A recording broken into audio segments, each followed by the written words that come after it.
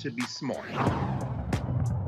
Roland Martin's doing this every day. Oh, no punching! Thank you, Roland Martin, for always giving voice to the issues. Look for Roland Martin in the whirlwind, to quote Marcus Garvey again. The video looks phenomenal, so I'm really excited to see it on my big screen. Support this man, Black Media. He makes sure that our stories are told. See, this difference between Black Star Network and Black-owned media and something like CNN. I got to defer to the brilliance of Dr. Carr and to the brilliance of the Black Star Network. I am rolling with Roland all the way. Honored to be on a show that you own. A black man owns the show. Folks, Black Star Network is here. I'm real revolutionary right now. Roland was amazing on there. Stay black. I love y'all. I can't commend you enough about this platform that you've created for us to be able to share who we are, what we're doing in the world, and the impact that we're having. Let's be smart. Bring your eyeballs home. You can't be Black-owned media and be scared. You dig?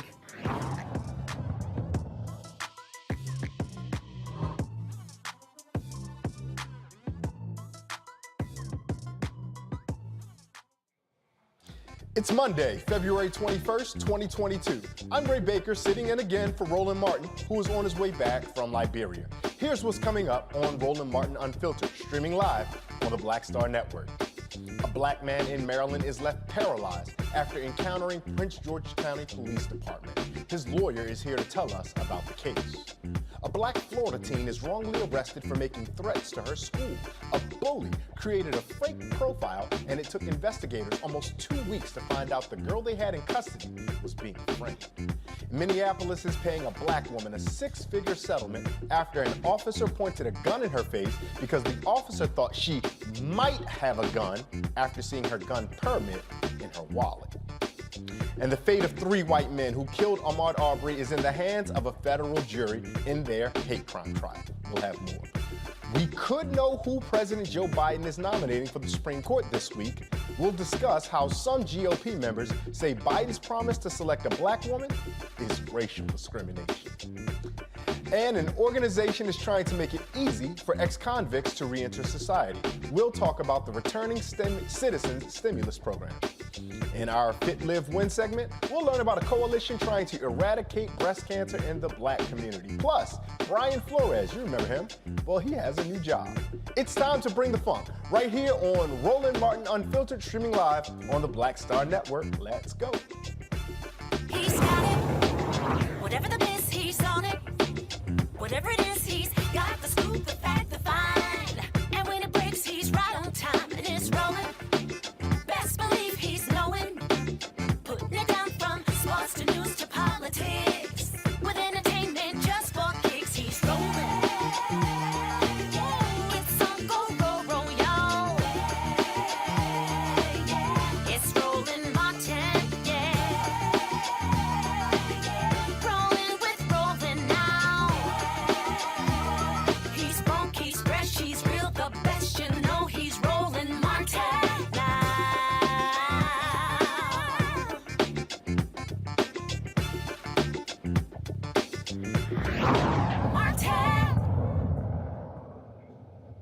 The family of a black man who was beaten and paralyzed by some Maryland police officers is filing a federal civil rights lawsuit. But I'm also DeMonte Ward Blake was left paralyzed from the waist down and suffered a broken nose after the police dragged him to the ground and he landed on his neck during a traffic stop in 2019.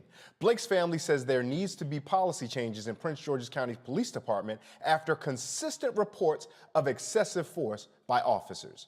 Renee Ward, DeMonte's mother, believes officers need to be held accountable for their actions. Had his knee, that police had his knee in my son's neck. My son was already paralyzed, swinging like a rag doll. And they walked around trying to cover up their names and badges and stuff. But like she said, they always want to say the bad things. Oh, they smell like weed. Or they did this and that. That's not an issue. People are still human at the end of the day. Amen. Say that. Y'all don't say the good things that these people is out here doing, but you don't say the bad things that the people that did these things that these people was out here doing either. You know, and that's what really pisses me off about a lot of these cases.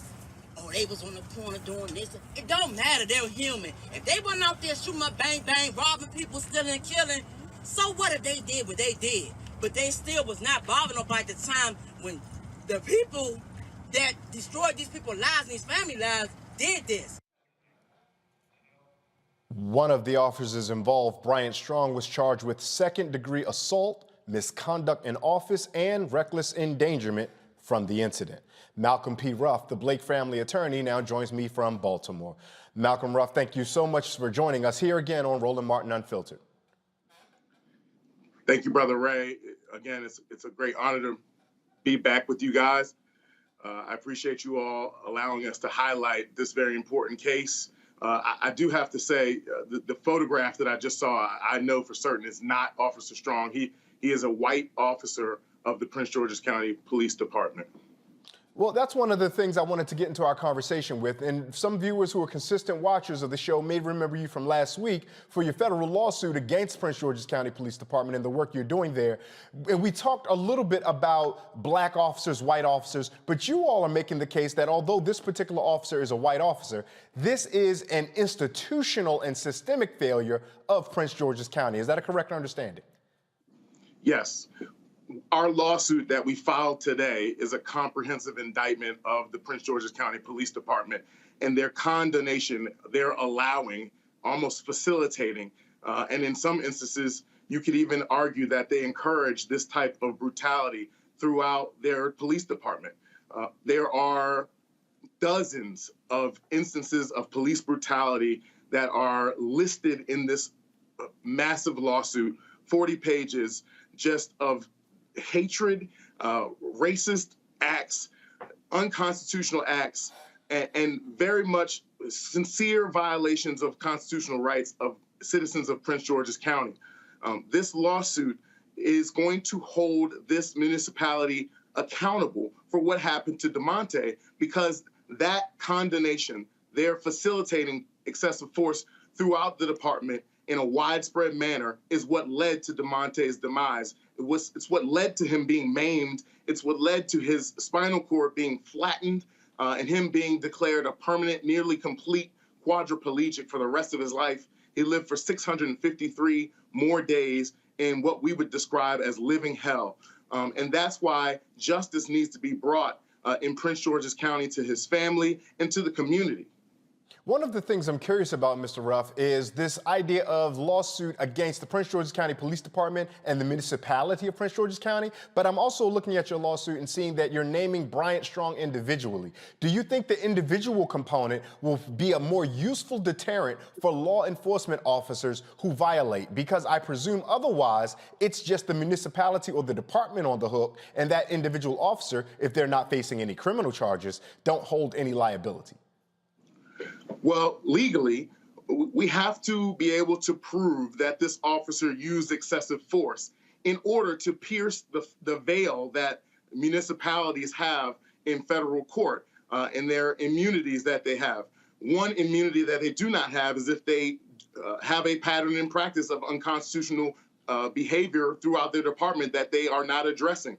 And so in order for us to pierce that veil towards direct liability of Prince George's County, it's going to be necessary for us to prove that this officer committed an act of excessive force, meaning an unreasonable use of force under the Fourth Amendment. And so it is absolutely necessary for us to sue this officer directly. I do believe it does have deterrent effect, because the allegations in this complaint are damning.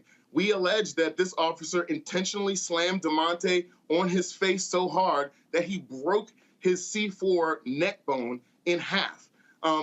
Those are the types of words that I would never want to be on the record of my life. And certainly there will be a warning to anybody who's potentially thinking about hiring this gentleman, who's been charged with criminal charges for what happens to DeMonte. This absolutely is necessary to hold both the municipality and the officer accountable for what they've done to this family. Mr. Ruff, I'm anticipating what a defense attorney in this case would say, or what they may even try to argue. And it seems as though the outcome would be heartbreaking for everybody when you begin to talk about spinal damage and whatnot. But to prove intent or maliciousness, to prove a violation of one's civil rights, that seems to be at least a step too far. And I can anticipate how defense attorneys may come and say that was never the intention, despite that being the outcome. And that often tends to be one of the places where we who see things on video and it looks so obvious to us find that our understanding differs from the justice system. How do you all anticipate being able to overcome that? Well, we really are talking about two different courts, right? We're talking about the criminal case and the civil case. In the criminal case, the state's attorney's office in Prince George's County is going to be faced with the hurdle of proving that this officer did intentionally injure DeMonte. However, the devastating nature of his injuries are overwhelming, and there is no accident about the nature of his injuries. And I think that the state's attorney's office will be able to prevail based on expert testimony, based on the eyewitness testimony that will come out in this case.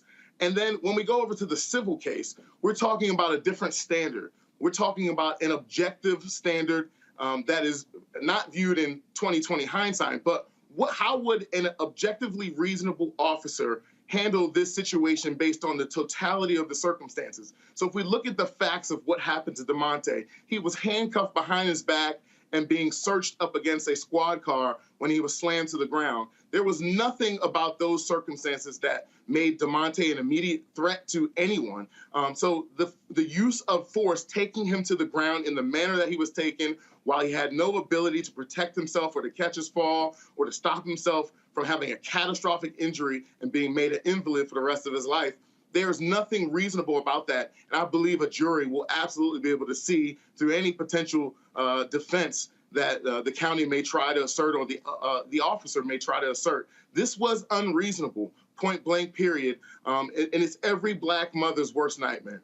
Now, Mr. Ruff, you hit a word that all of our listeners here have wrestled with so often, which is objectionably reasonable. Because the things that feel objectionably reasonable to us, often, as we find both in criminal or in civil court of laws, aren't always objectionably reasonable. So what type of framework, and forgive me if I'm asking for your game plan as an attorney, but what type of framework would you approach to make something that seems demonstrably and objectively reasonable, perhaps to myself and the panel that'll join us in a second, make it seem so reasonable to judges and or juries? Well, that type of evidence really will be left up to very, very qualified experts in police use of force, police conduct, and police administration. There is an expert, Michael Graham, who has weighed in on Prince George's County and the way they operate, their administrative policies, and how they are not followed. And that's how the group of officers who came on your show, I believe 2 years ago from Prince George's County, were able to prevail upon the county in their case. In this type of case, we would use a use of force expert to show what training these officers would have received and what their training would have dictated in this type of situation. And I believe that we will be able to show evidence from a very qualified expert that there were no set of circumstances where his training, Officer Strong's training, said to throw this young man on his face like an animal in the street. And honestly, I think it's high time that the objectionably reasonable standard shifts. And I think that we're seeing that shift throughout the jurisprudence all across this country. We're seeing tenets like qualified immunity start to crumble from their foundation. So I understand that the term objectionably reasonable is really a sore spot for our community.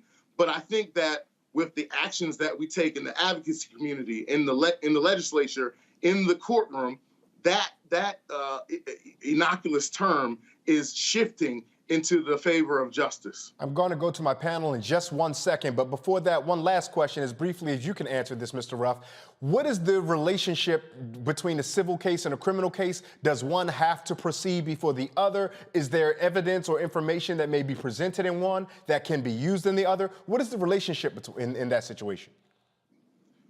Well, I can't say exactly what will happen in this case, but I can tell you that it is commonplace for the federal district courts, which is where we filed this lawsuit, and the judges on those benches to oftentimes put the civil case on hold in order for the criminal case to resolve, because there doesn't want to be the courts don't want to allow any prejudice to occur to the defendant in the civil case. So if there's a pending criminal case while a civil case is going on, that could potentially create certain prejudice in the public sphere for a potential defendant. So I think it's more than likely that the criminal case will be resolved prior to the civil case being moved along. These civil cases take quite a long time, and they are very expensive. And we're dealing with a county who, in a recent piece of litigation, spent nearly $26 million defending a case that had ultimately settled for $2 million. We're hoping that the county will be much more judicious with the resources of the county in attempting to resolve this case in a manner that shows its humanitarianism, but also shows what real justice is. This seems like a place where even those who may be fiscal conservatives would want to see better behavior from the police because it's costing our local jurisdictions so much money. Let me go to our panel and bring them in, see if they have any questions for you, Mr. Ruff. Joining us is Dr. Julianne Malveaux, Dean of College of Ethnic Studies at California State University of Los Angeles. Also, we're joined by Dr. Omokongo Dibanga. He's a professorial lecturer in the School of International Services at American University, and our good friend, Reverend Jeff Carr, founder of the Infinity Fellowship. Good evening and welcome to all of our Monday night friends. Dr. Malveaux, I'll start with you. You've heard what we just got from Mr. Ruff in this case in Prince George's County. And Dr. Malveaux, I know you've spent so much time in D.C., so you're familiar with Prince George's County. When you hear about this, Dr. Malveaux, first I'm curious about what you think about something like this happening in Prince George's County, and then I'll turn the floor over to you to offer a question to Mr. Ruff. Well, first of all, I want to thank my fellow panelists for their kind wishes. I had some COVID earlier this week, and I'm okay now. I have been boosted and everything I was supposed to do. So it wasn't that bad, but it was not that good either. I was supposed to be in D.C. on Monday, and I didn't make it there. So I want to thank both Jeff and Omokongo for their good wishes and their peace and blessings. And I want to say that everybody brown ain't down. What I mean by that is that police officers are police officers. And that means that they operate out of a space that has really nothing to do with race. It has a lot to do with power. And so whether the person who oppressed this brother was Black or not is immaterial. What's material is the way that people are empowered to oppress other people. And we know that all too often that oppression comes on Black folks. So I would ask, Brother Attorney, and I'm grateful for your presence in this case, I would ask you to assess how much community pressure can make a difference here, or is this something that's going to be internal? Thank you, Dr. Malveaux. That's a great question, and it highlights what happened at our press conference this morning. We announced the filing of this lawsuit in front of the county administration building this morning, and we were joined by 7 or 8 different community advocacy groups, especially the mothers of sons who have been killed in Prince George's County. If you see the image that's playing right now, these folks are not family members. These folks are community members. We had speakers today from Community Justice co-founder Kima Hutchinson-Harris. We had Nia 2X from the Greater DC chapter of, the National Action Network. We also had Nikki Owens, who's the cousin of William Green, who we represented and settled a historic lawsuit with the county, who is the founder of the William Green Foundation. And they all spoke about how this community will stay with this family, just like they have rallied around numerous other, like I said, dozens of other victims of police brutality. So it will be absolutely important to prevail upon the leaders of this county to make sure that they hear the voices of the community. And what they want is justice. They shouted it loud and clear this morning, and that's what we're going after. Dr. Omokongo, when you hear about this and you know what's going on, we've discussed this. I believe you might have been with us last week when we had Mr. Ruff. If not, my apologies. But as you observe everything that's going on, and you heard Dr. Malveaux almost echoing our dear sister Zora Neale Hurston, all our skin folk ain't our kinfolk. Do you also have that comparable takeaway when it comes to police-communal relations?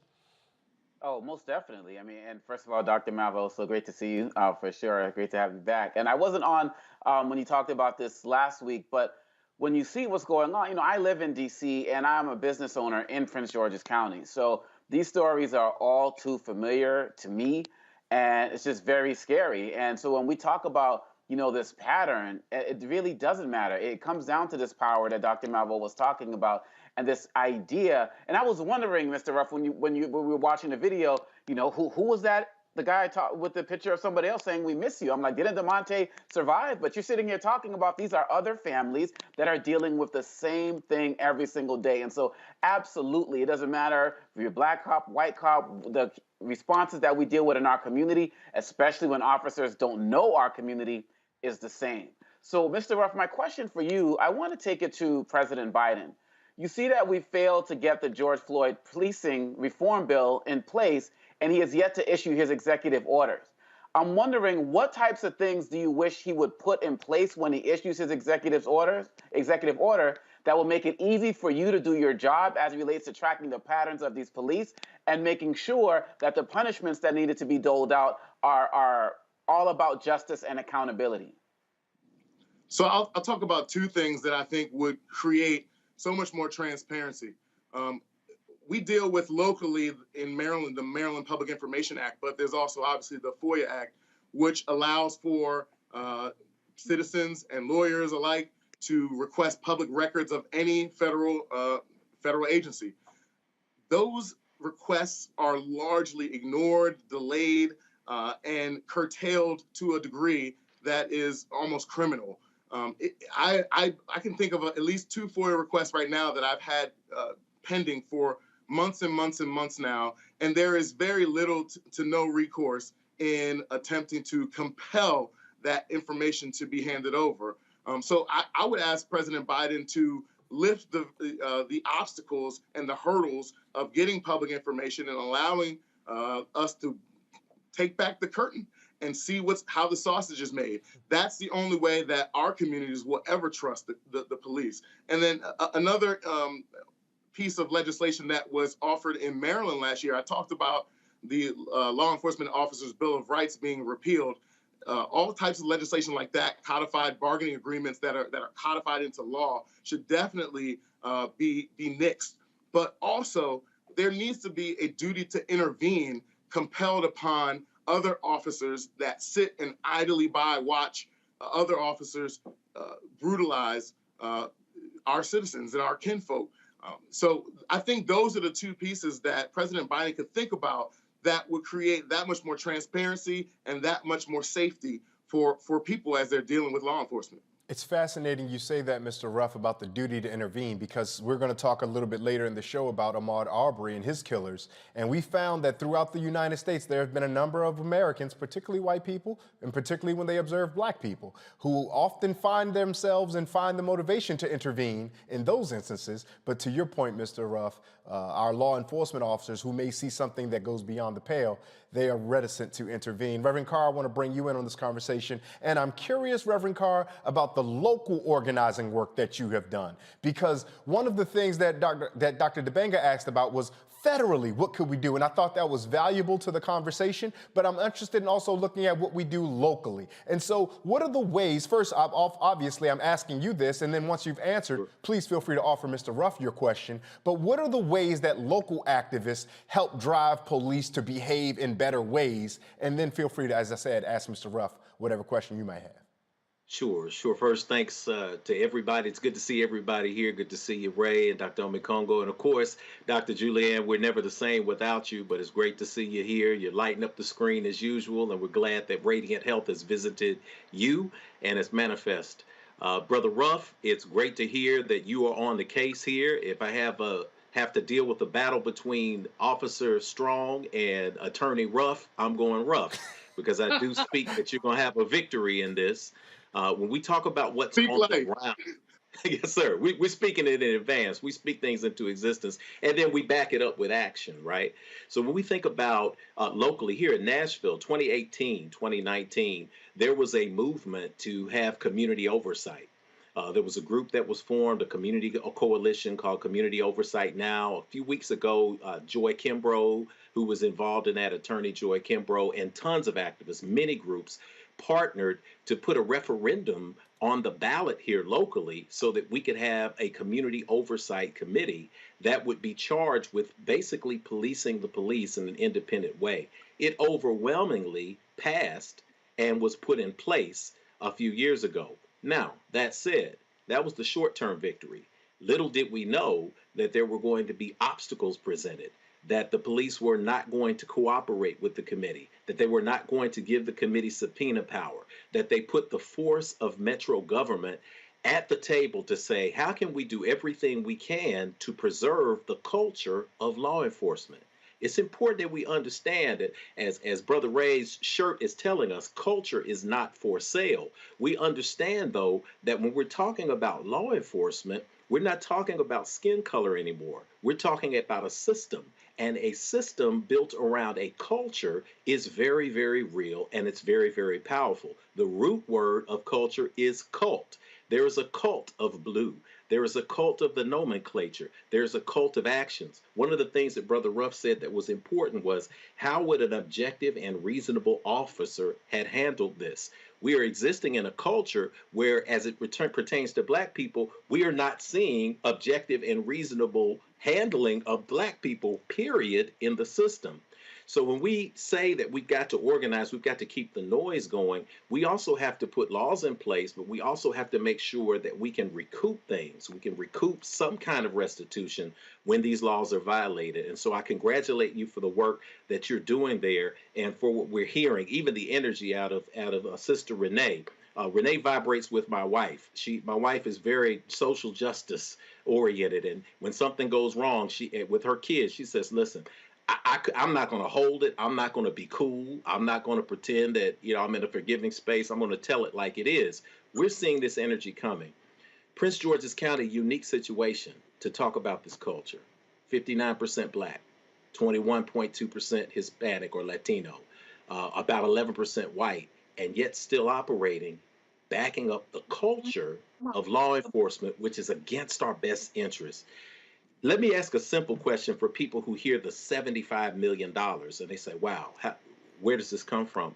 How are settlements like this paid out? How are judgments like this paid out? Is it a rainy day fund? Is it municipal insurance? What becomes the space that provides this coming restitution in cases like this? Well, I won't speak for Prince George's County.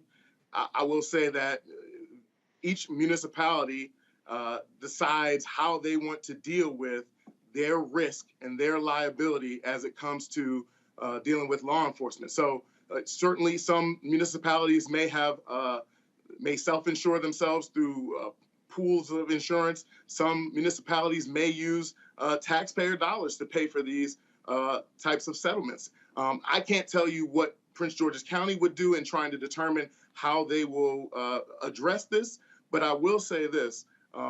There needs to be justice for DeMonte Ward Blake, because what happened to him should never have happened to anyone. No person deserves to ever be treated like this. Like I said before, thrown down in the street like an animal. And there were clear signs that this officer would treat someone like this from his past history.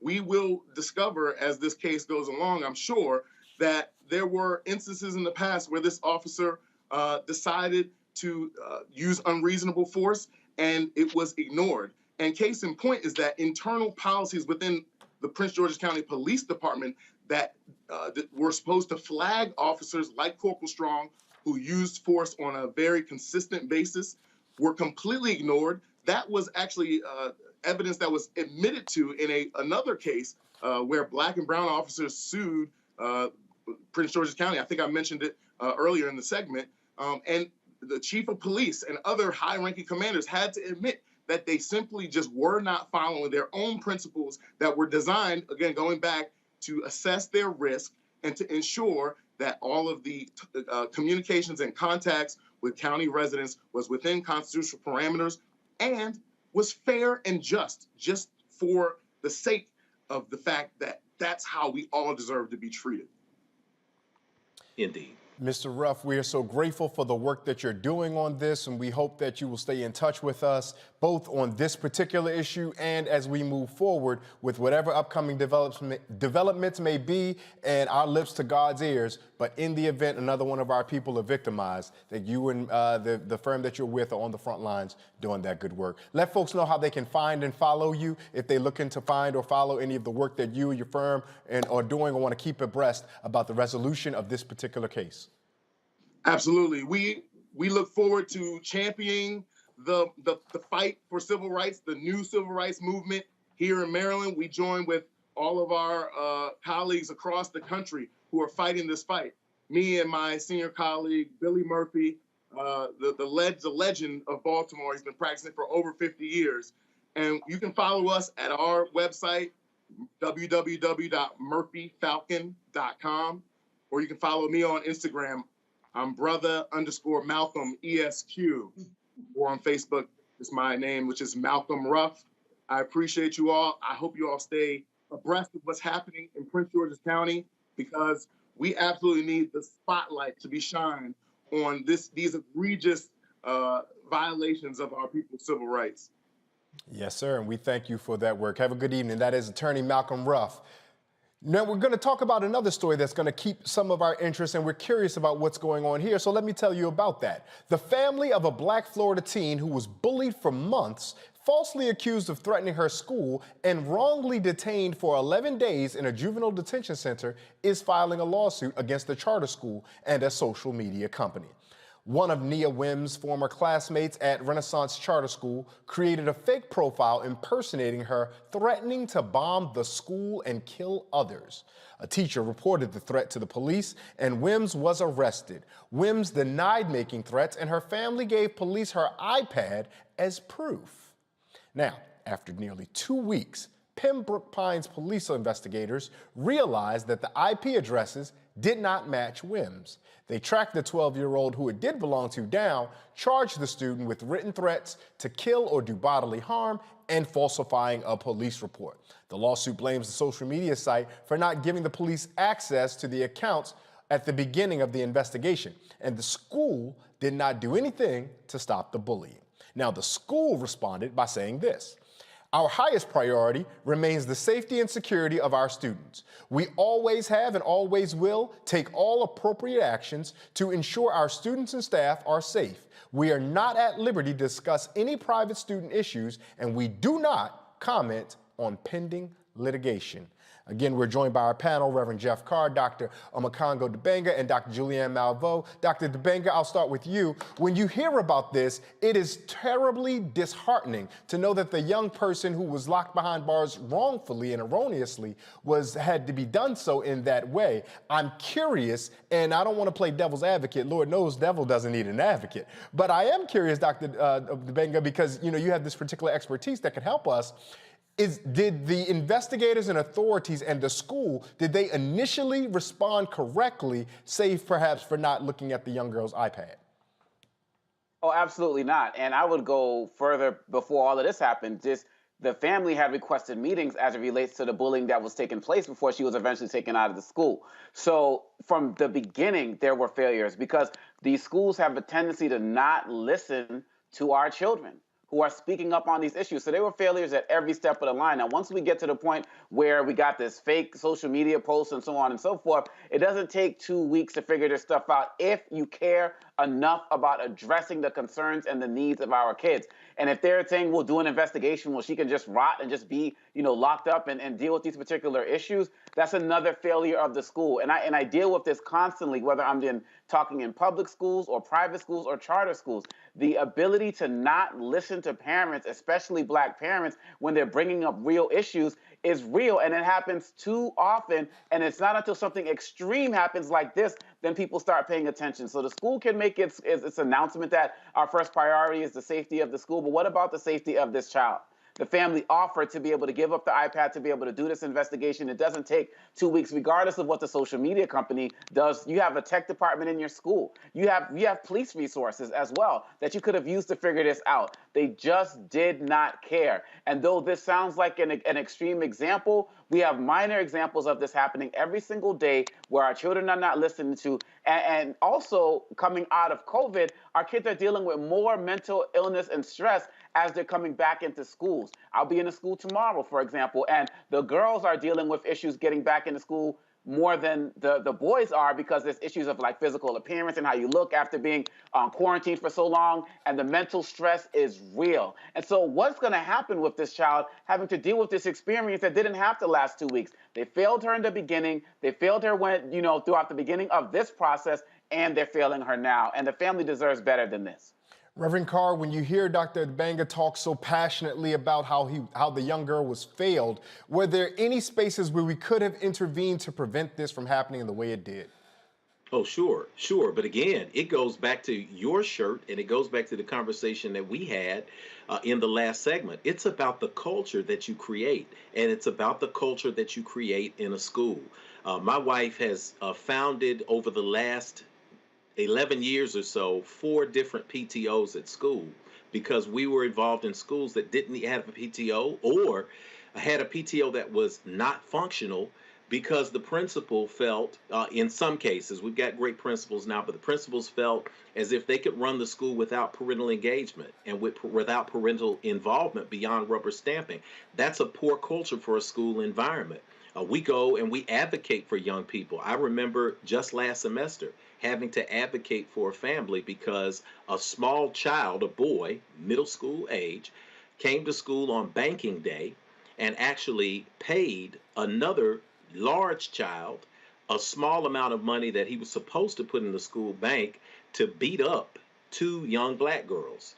Fortunately, the young man went directly to the principal and said, I feel really wrong about this. And when we brought the situation to a court, to a table, and we sat down to talk, even the parent defended the young man's actions, and the school was unable to even say, you know, we've got to do something about this. We can't investigate it even further.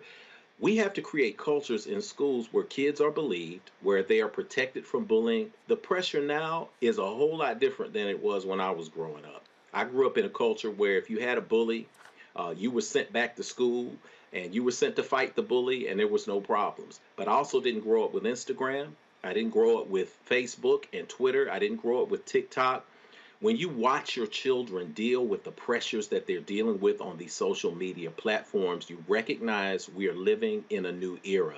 I think about one night that I spent when I was 17 years old in a juvenile cell for doing something absolutely dumb, as 17-year-olds tend to do. And I remember lying on that metal bed and saying, never again. I'm going to change my life because of the hell that I am seeing around me. It was terrifying. And that was one night for a man who was a boy who was on the cusp of manhood. I cannot imagine what that little baby went through. And I'm going to say little baby, and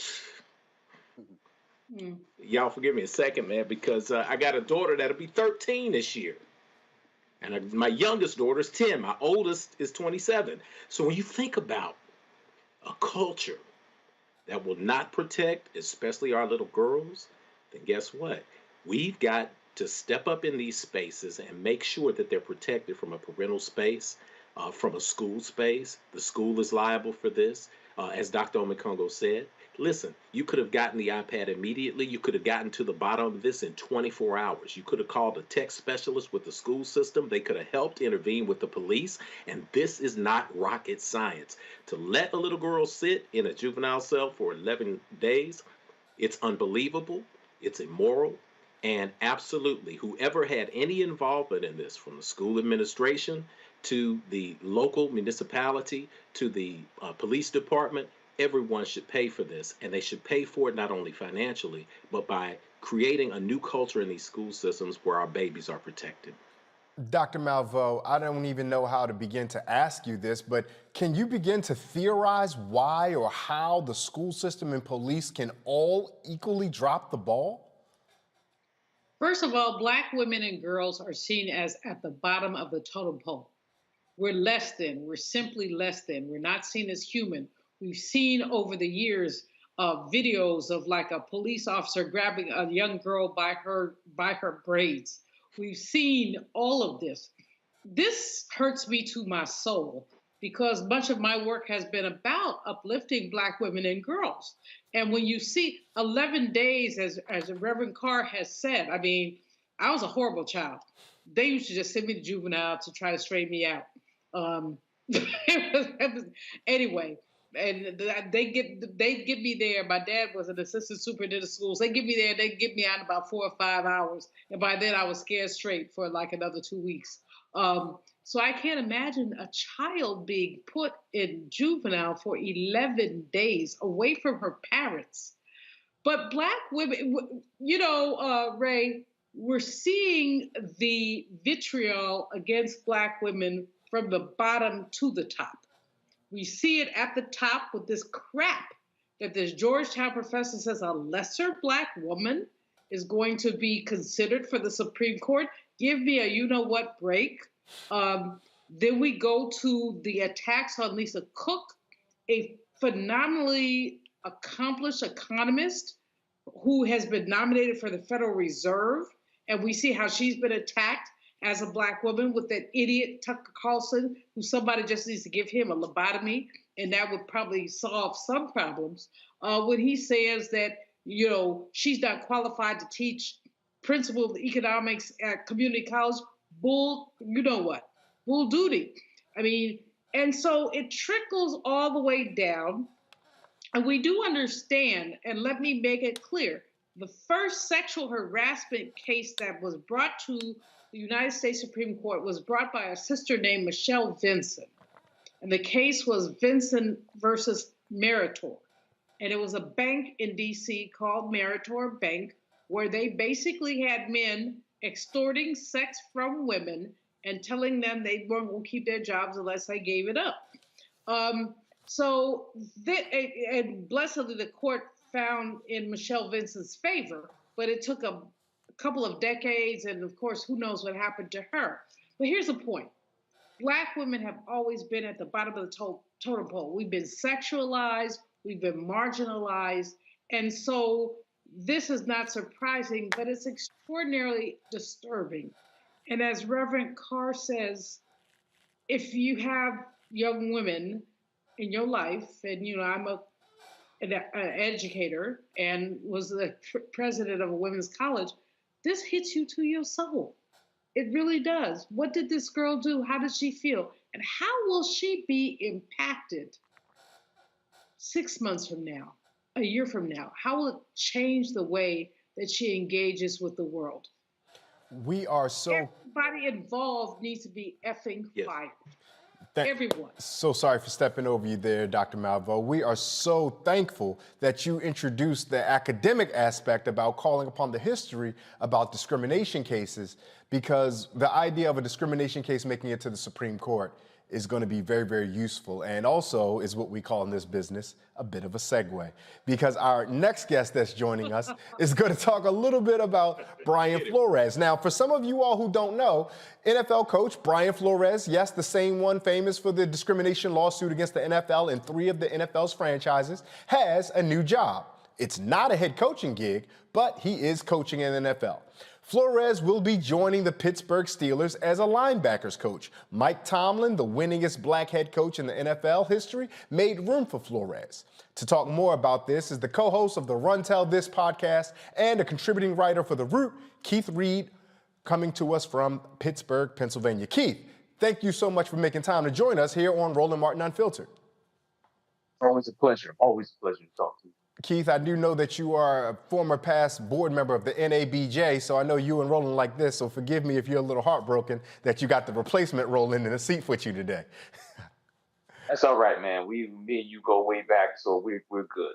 But I do want to ask some questions about the Brian Flores hire, and beyond just whether or not what this means for football, should observers, folks who are cheering for Brian Flores in his discrimination lawsuit to truly hold the NFL to account, should they be encouraged or discouraged that he's now back employed with the NFL?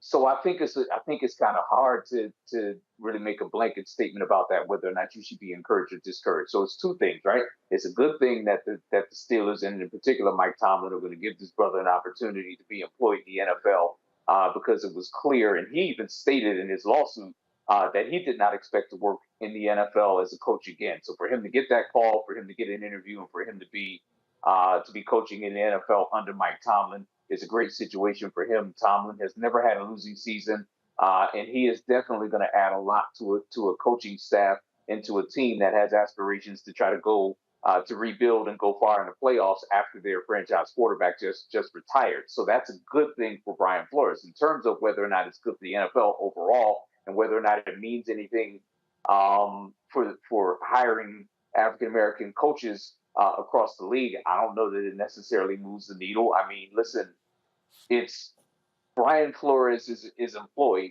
but Brian Flores should be employed as a head coach in the NFL, not as a senior defensive assistant for the Pittsburgh Steelers. I'm a Steelers fan, so I love to have him, but he shouldn't be a senior defensive assistant. He shouldn't be an assistant. He shouldn't be a coordinator. He has the credentials to be an NFL head coach.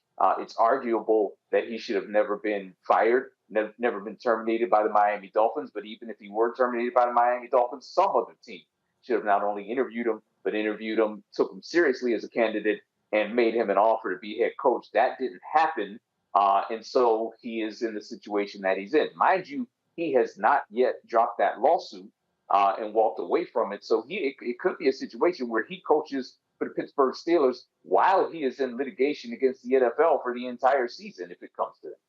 One of the things we heard when Colin Kaepernick was blackballed from the NFL was that with each successive year, well, Kaepernick is no longer useful. He might have lost the mechanics. We heard all kind of wild talking points. He forgot how to throw. He doesn't know this modern NFL offense.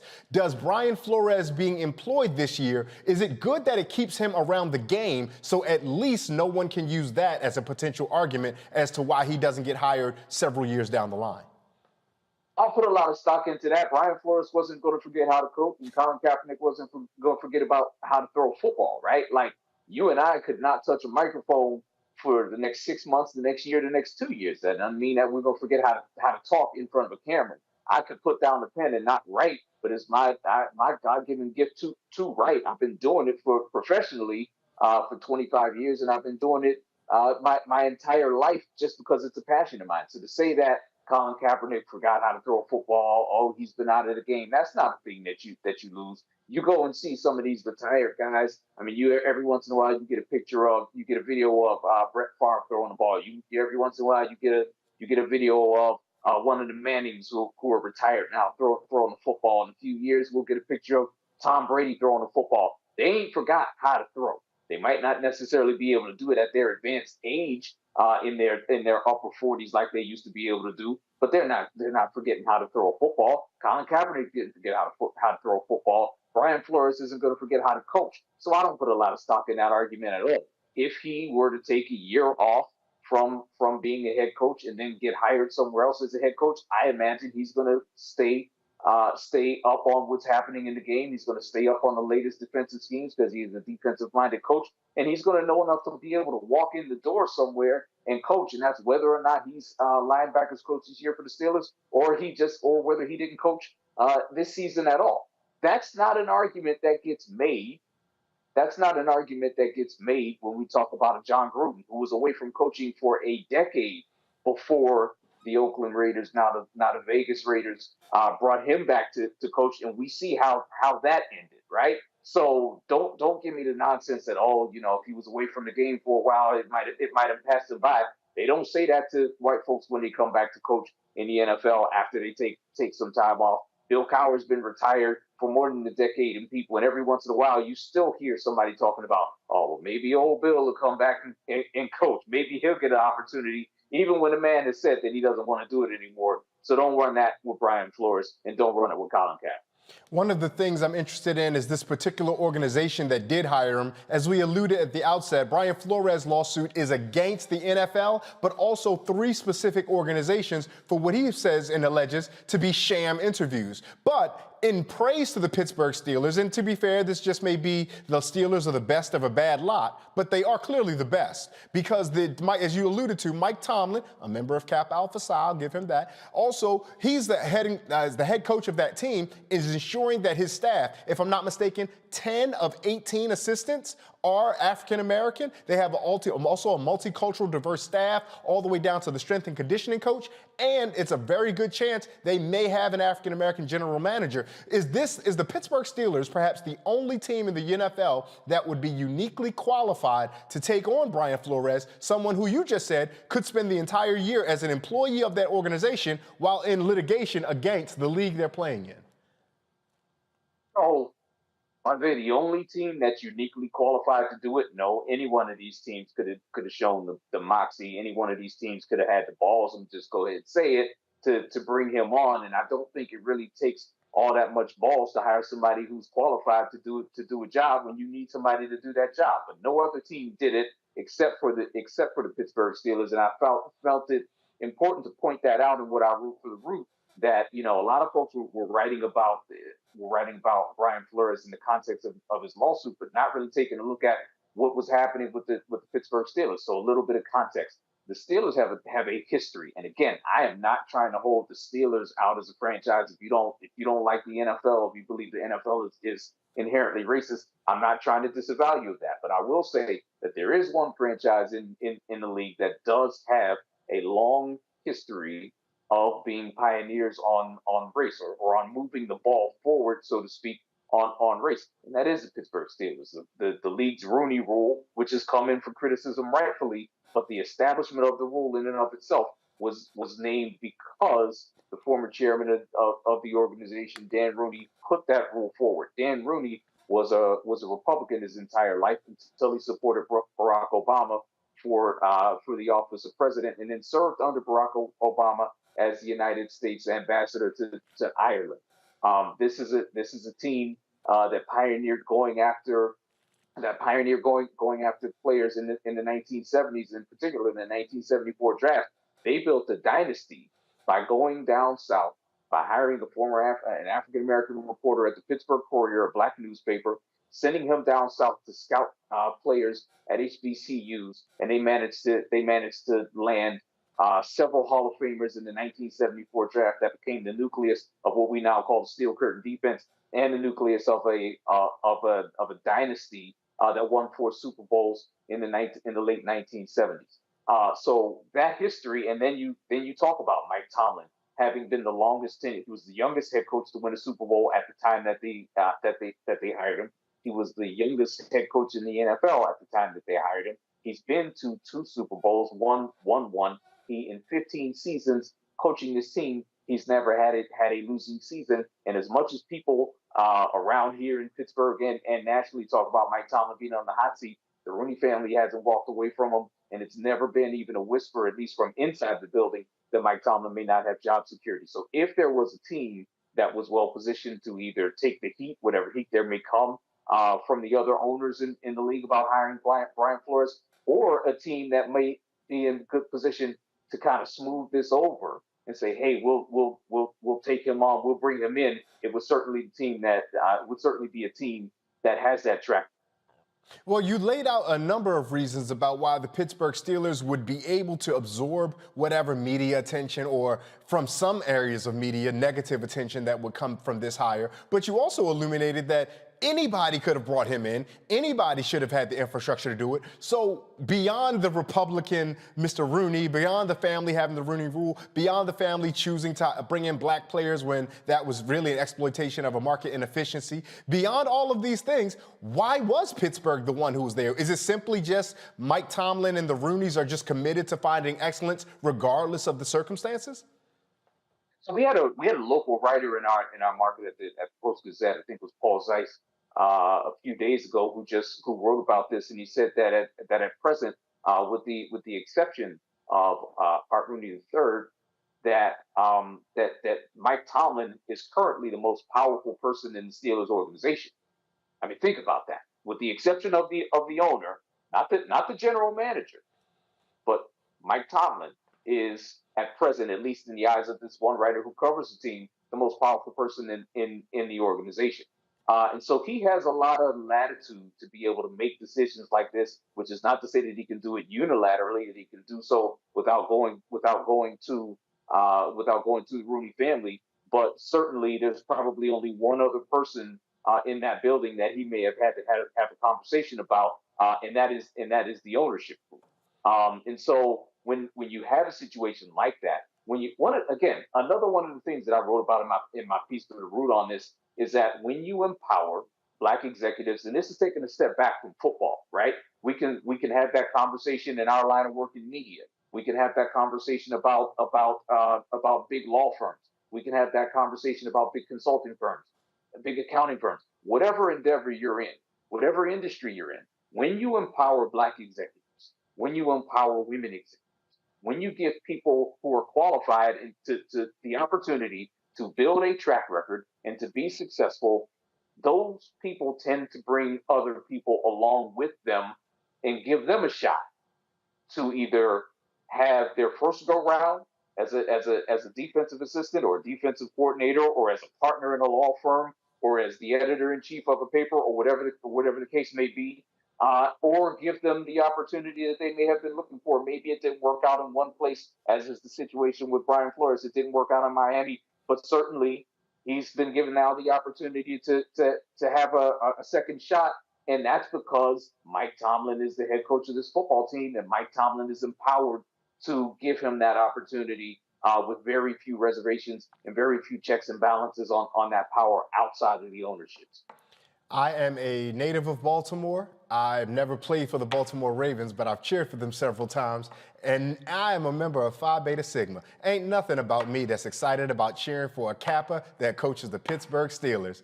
But when you get principled injustice in this kind of way, at least 2 times a year I'm going to root against them, but every other time I might be okay with it. Keith, if folks want to find and follow you and follow your work, how can they get a hold of you? How can they follow you? How can they find what you're doing? I see my work every day at theroot.com. I've been writing for them for the last couple of months. I'm a contributing writer over there, and I contribute. I do some commentary as well as some news writing for the Root. You can catch me on programs like this, and I show up on many of the networks, the cable networks. You can also follow me on social media at K_.RE. So at K_DOT_RE. Yes, sir. He is Keith Reed. He's the co-host of the Run Tell This podcast and a contributing writer for The Root. He has been our guest right here on Roland Martin Unfiltered. Keith, thank you so much for your time this evening. Appreciate it. Talk to you, brother. We've got so much more coming up for you on the other side of this break. You stay tuned. You're watching Roland Martin Unfiltered, streaming live on the Black Star Network. We'll be right back.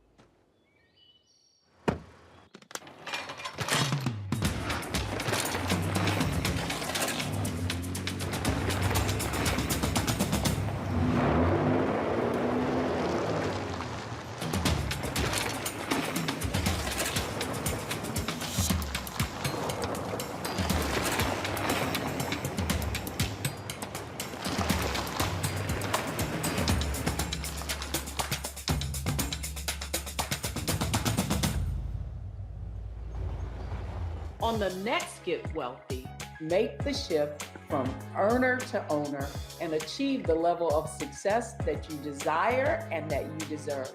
You have to know your worth. You can't settle for what someone is going to give you. You've got to take ownership and be prepared to make some smart money moves. Oh my goodness, it's such a good feeling to achieve the goal that I set. If charity can do it, you can too. So watch Get Wealthy on the Black Star Network.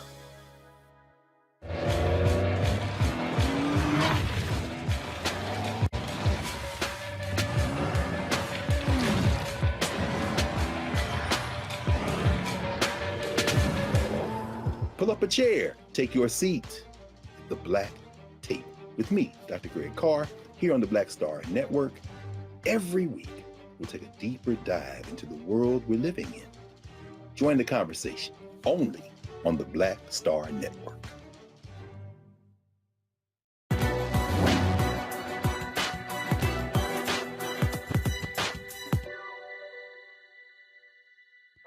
I'm a fighter.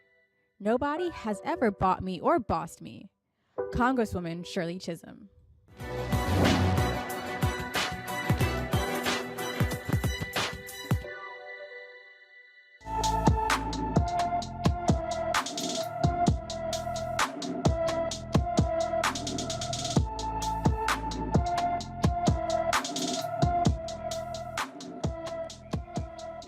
Grayson Shear has been missing from Baltimore, Maryland since January 18th, 2022. The 14-year-old is 5 feet 7 inches tall, weighs 127 pounds, with black hair and brown eyes. Grayson has a tattoo of the name Aquashana Near his eyebrow, he may need medical attention.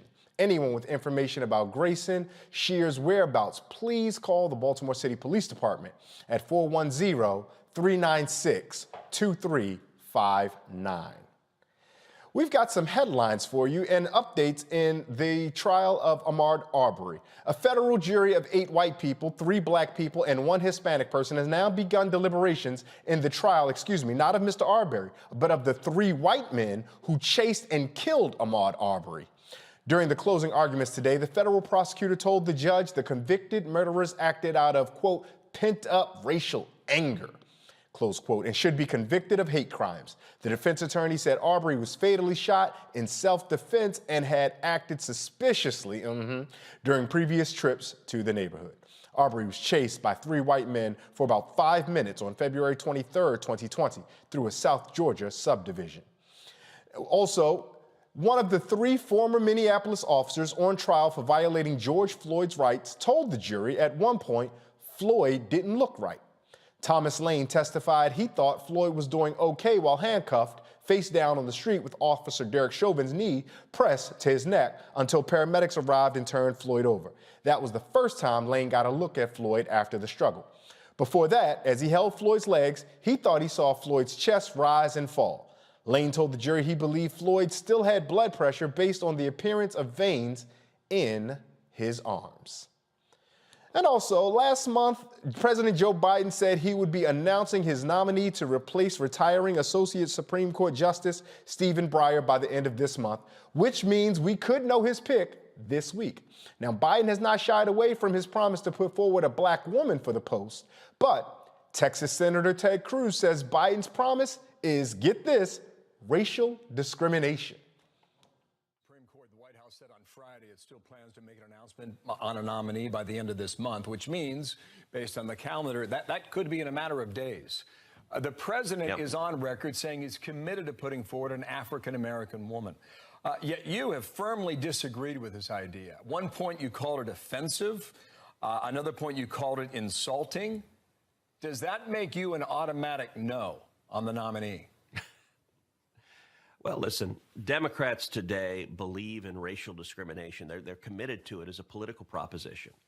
I think it is wrong to stand up and say, we're going to discriminate. This administration is going to discriminate. What the president said is that only African-American women are eligible for this slot, that 94% of Americans are ineligible. Merrick Garland, whom Barack Obama nominated to the Supreme Court, Merrick Garland was told, sorry, you're the wrong skin color and wrong gender. You're not eligible to be considered. I think our country has such a troubled history on race. We ought to move past discriminating based on race. The way Biden ought to do it is to say, I'm going to look for the best justice, interview a lot of people, and if he happened to nominate a justice who was an African-American woman, great. But you know what? If Fox News put a posting, we're looking for a new host for Fox News Sunday, and we will only hire an African-American woman or an Hispanic man or a Native American woman, that would be illegal. Nobody else can do what Joe Biden did, and there's a reason for that. Racial discrimination is wrong. Now, that being said, when we have a nominee, I'll consider that nominee on the record, and I'm confident the Senate Judiciary Committee, we will have a vigorous process examining that nominee's record. And what I can tell you right now is we're not going to do what the Democrats did with Brett Kavanaugh. We're not going to go into the gutter. We're not going to engage in personal slime and attacks. We're going to focus on the nominee's record, on substance, and what kind of justice she would make. And that's the constitutional responsibility of the Senate. Gonna go to our panel now, Dr. Julianne Malveaux, Dr. Omekongo Dibanga, and Reverend Jeff Carr. Dr. Malveaux, you hear Mr. Cruz talking, and I took a lot of politeness and pleasantries to even say Mr. Cruz right there, because so much of what he said seemed... taking the pleasantries, because I was going to say something else, and it was going to start with M, and it was going to have an F in the middle of it, and I'm not going to even say it on the air, but you know what I'm saying. Y'all know what I'm thinking. He seems, I mean, the hypocrisy, the inconsistencies, the audacity, quite honestly, to even bring up Merrick Garland to say that Merrick Garland couldn't get a fair hearing. Did you read that the same way I did? Well, first of all, it's not audacity, it's caucasity. I mean, it is the simmering in Caucasianness to look at there have only been two black people on the Supreme Court, Thurgood Marshall, who of course lifted us up, and Uncle Tom, who pulled us down, and we, how many women? So that he would say what other presidents have said is not alarming. What's alarming to me is a disrespect, the continued disrespect of Black women. The fact that it's okay to publicly disrespect Black women. Ted Cruz needs to be taken to a small room with a big bat. Okay, I didn't say all that. But anyway, something bad needs to happen to him because he just really doesn't get it. And, I'm sitting here and y'all know I play my elder card from time to time. I'm 68 years old. Praise the Lord. I done talked so much spit that I shouldn't be 68 years old. I should be up under somebody's grave or something for talking too much spit. But that ain't the point. The point is that consistently, I have lived and seen the ways that Black women are disrespected, and this is nonsense. Any of the women that President Biden is considering are more qualified than 1/3 of the bench. Come on now. If you look at any of those women, more qualified than the beer swiller, all these Catholics they've been coming up with. And I was raised Catholic. So I ain't bad at Catholics. Y'all can be Catholic if you want to. But their position on choice is unacceptable. And the fact is that all this crap that's coming from Republicans never came up before. They basically shut down Merrick Garland, and then they have fast-tracked these marginally. Even the American Bar Association was not in favor of all of them. So how do we get these B-, C+, even C- justices with their detractors or their supporters saying Black women are not qualified? Give me a you-know-what break. Reverend Carr, we hear the Black women aren't qualified, and yet President Biden hasn't even put forth the Black woman that he wants to nominate. Now, we've heard several names on short lists and things of the sort, fair enough, but even the idea of qualifications is a little bit of misnomer. In the United States, we pretend as though there's only one person who's qualified for this one job, whether we're talking about head coaches in the NFL like we were just now, or a Supreme Court justice. And so when you hear not necessarily the Republicans and the silliness of that, but when you hear this animosity, this antagonism that Dr. Malveaux just talked about how Black women are being treated in our country, how do you suggest we brothers stand up to support those Black women publicly and in our intimate conversations so those women know that when they go out into the world and they face the harm that they're going to face, that they know they have allies and solidarity right here at home with us? Yes, indeed. I think we need to begin to see ourselves in Black women. I mean, one of the things we all have in common is we emerged, many of us, out of the womb of a Black woman. If we want to talk about humanity in general, because as August Wilson said, culture is universal, but the greatest and the quickest path to universality is cultural specificity.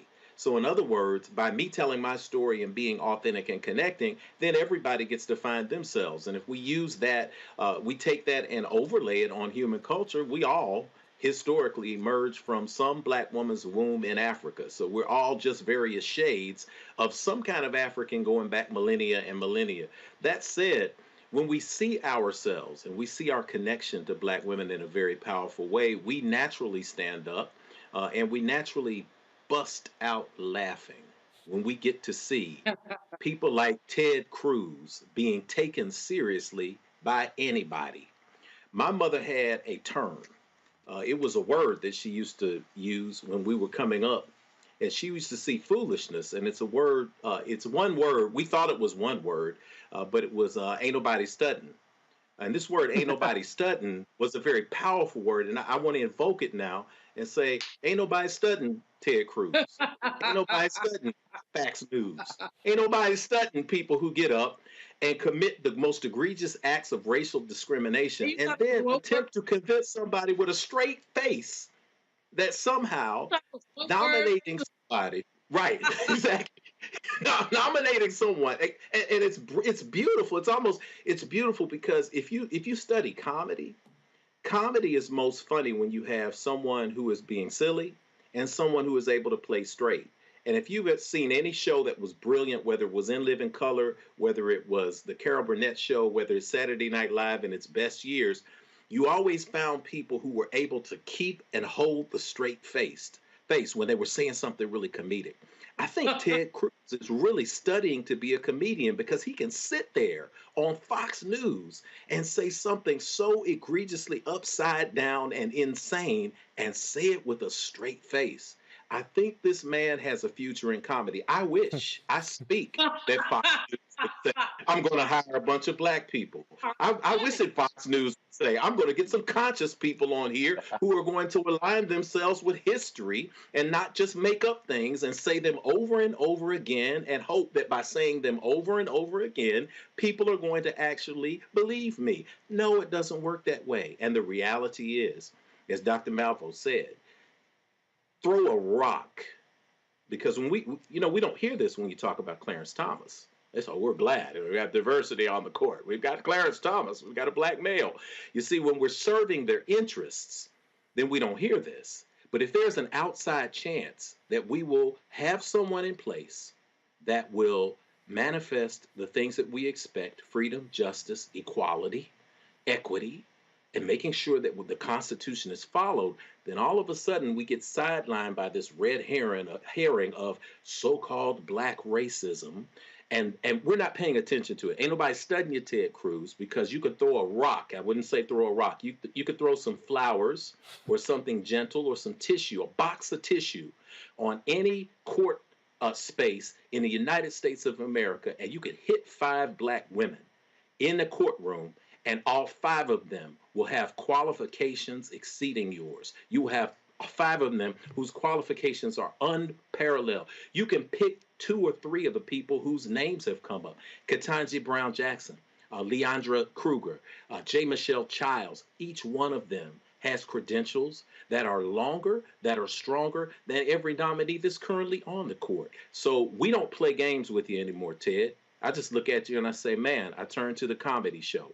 We're going to stand up for our sisters. We're going to stand strong. And until we get equity and justice, until we absolutely understand that we're going to balance this thing out and understand no taxation without representation, we're going to continue to stand, and we're not going to study you anymore. Reverend Carr, I like that. The idea of thinking of Ted Cruz as an aspiring comedian now makes me able to watch and listen to a lot more of what he's going to say. Dr. Dabenga, I mean, I know that you approach this seriously, and so maybe we should all take a page out of Reverend Carr's book and look at Ted Cruz as, instead of a sitting United States senator from one of the largest states in the union, look at him just as an aspiring comedian, someone who at his best wishes he could be 1/10 of as talented as Keenan Ivory Wayne. That is so funny.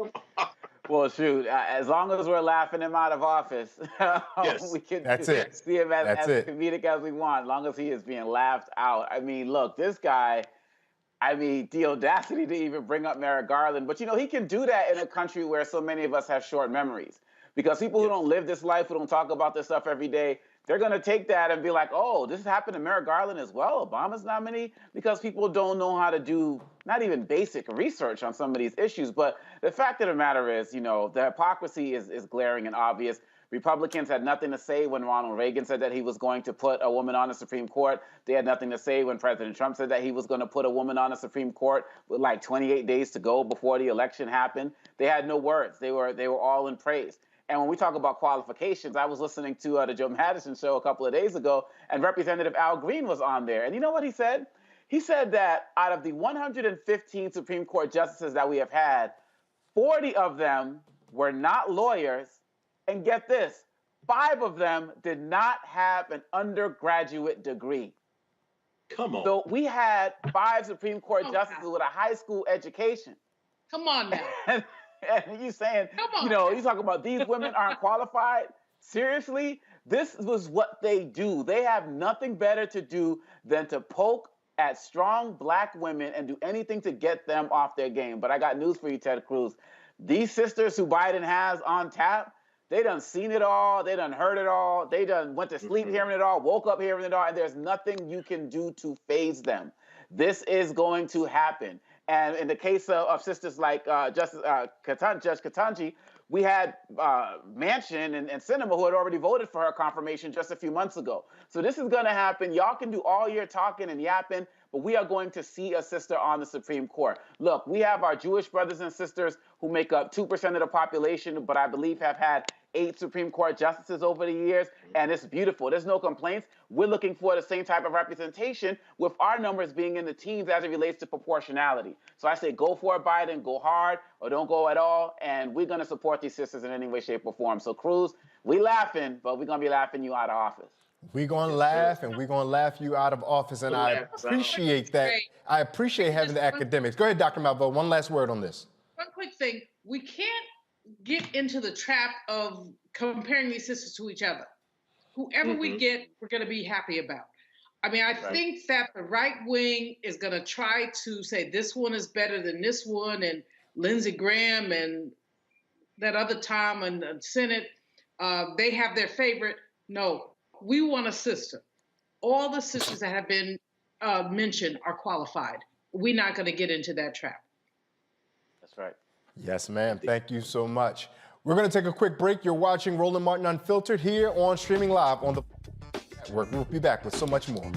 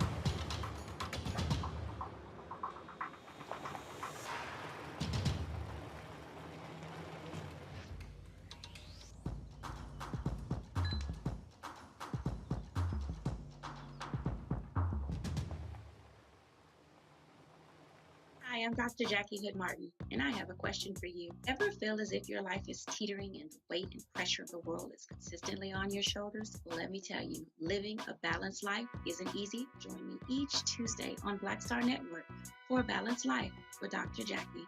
We'll laugh together, cry together, pull ourselves together, and cheer each other on. So join me for new shows each Tuesday on Black Star Network, A Balanced Life with Dr. Jackie.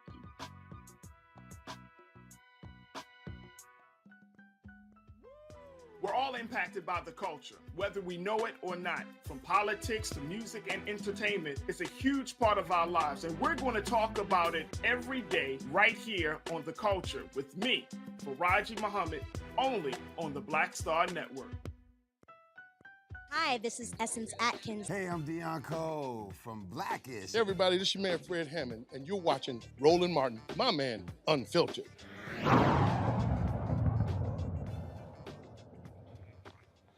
The United States has some of the highest recidivism rates in the world. According to the National Institute of Justice, on average, 44% of those released returned before their first year out of prison. In 2005, 68% of the 405,000 released got arrested for a new crime within 3 years, and 77% were arrested within 5 years. One of the biggest factors contributing to high recidivism rates includes not being able to find a job. The Center for Employment Opportunities hopes the Returning Citizen Stimulus Program makes that transition a bit easier. Derek Bowers, the Director of Social Enterprise of New York City at Center for Employment Opportunities, joins me now from Toms River, New Jersey, to tell me more about the program. Mr. Bowers, thank you so much for making time for us here on Roland Martin Unfiltered. Thank you for having me, Ray.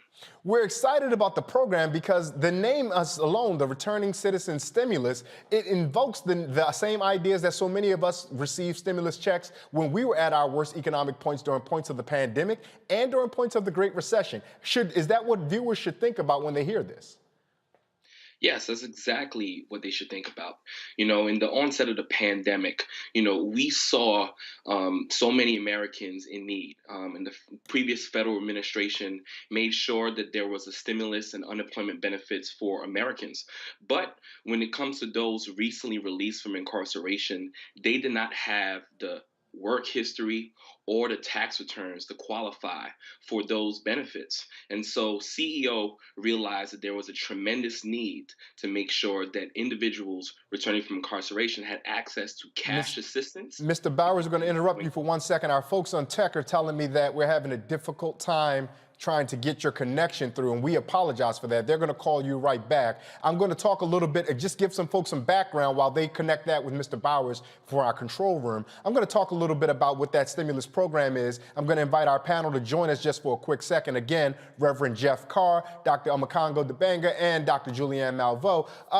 Now, let me give you guys some background about this, because when we get Mr. Bowers back, we'll have him to elaborate on this a little bit more. But the program, Reverend Carr, is supposed to target those folks who are returning. And as we know, those folks who are returning home don't have the opportunities to get on their feet with any meaningful resource. And unfortunately, that helps build the bridge of recidivism, because if you don't have money and you need money, but because of where you came from keeps you from getting above board money, you're going to get money under board.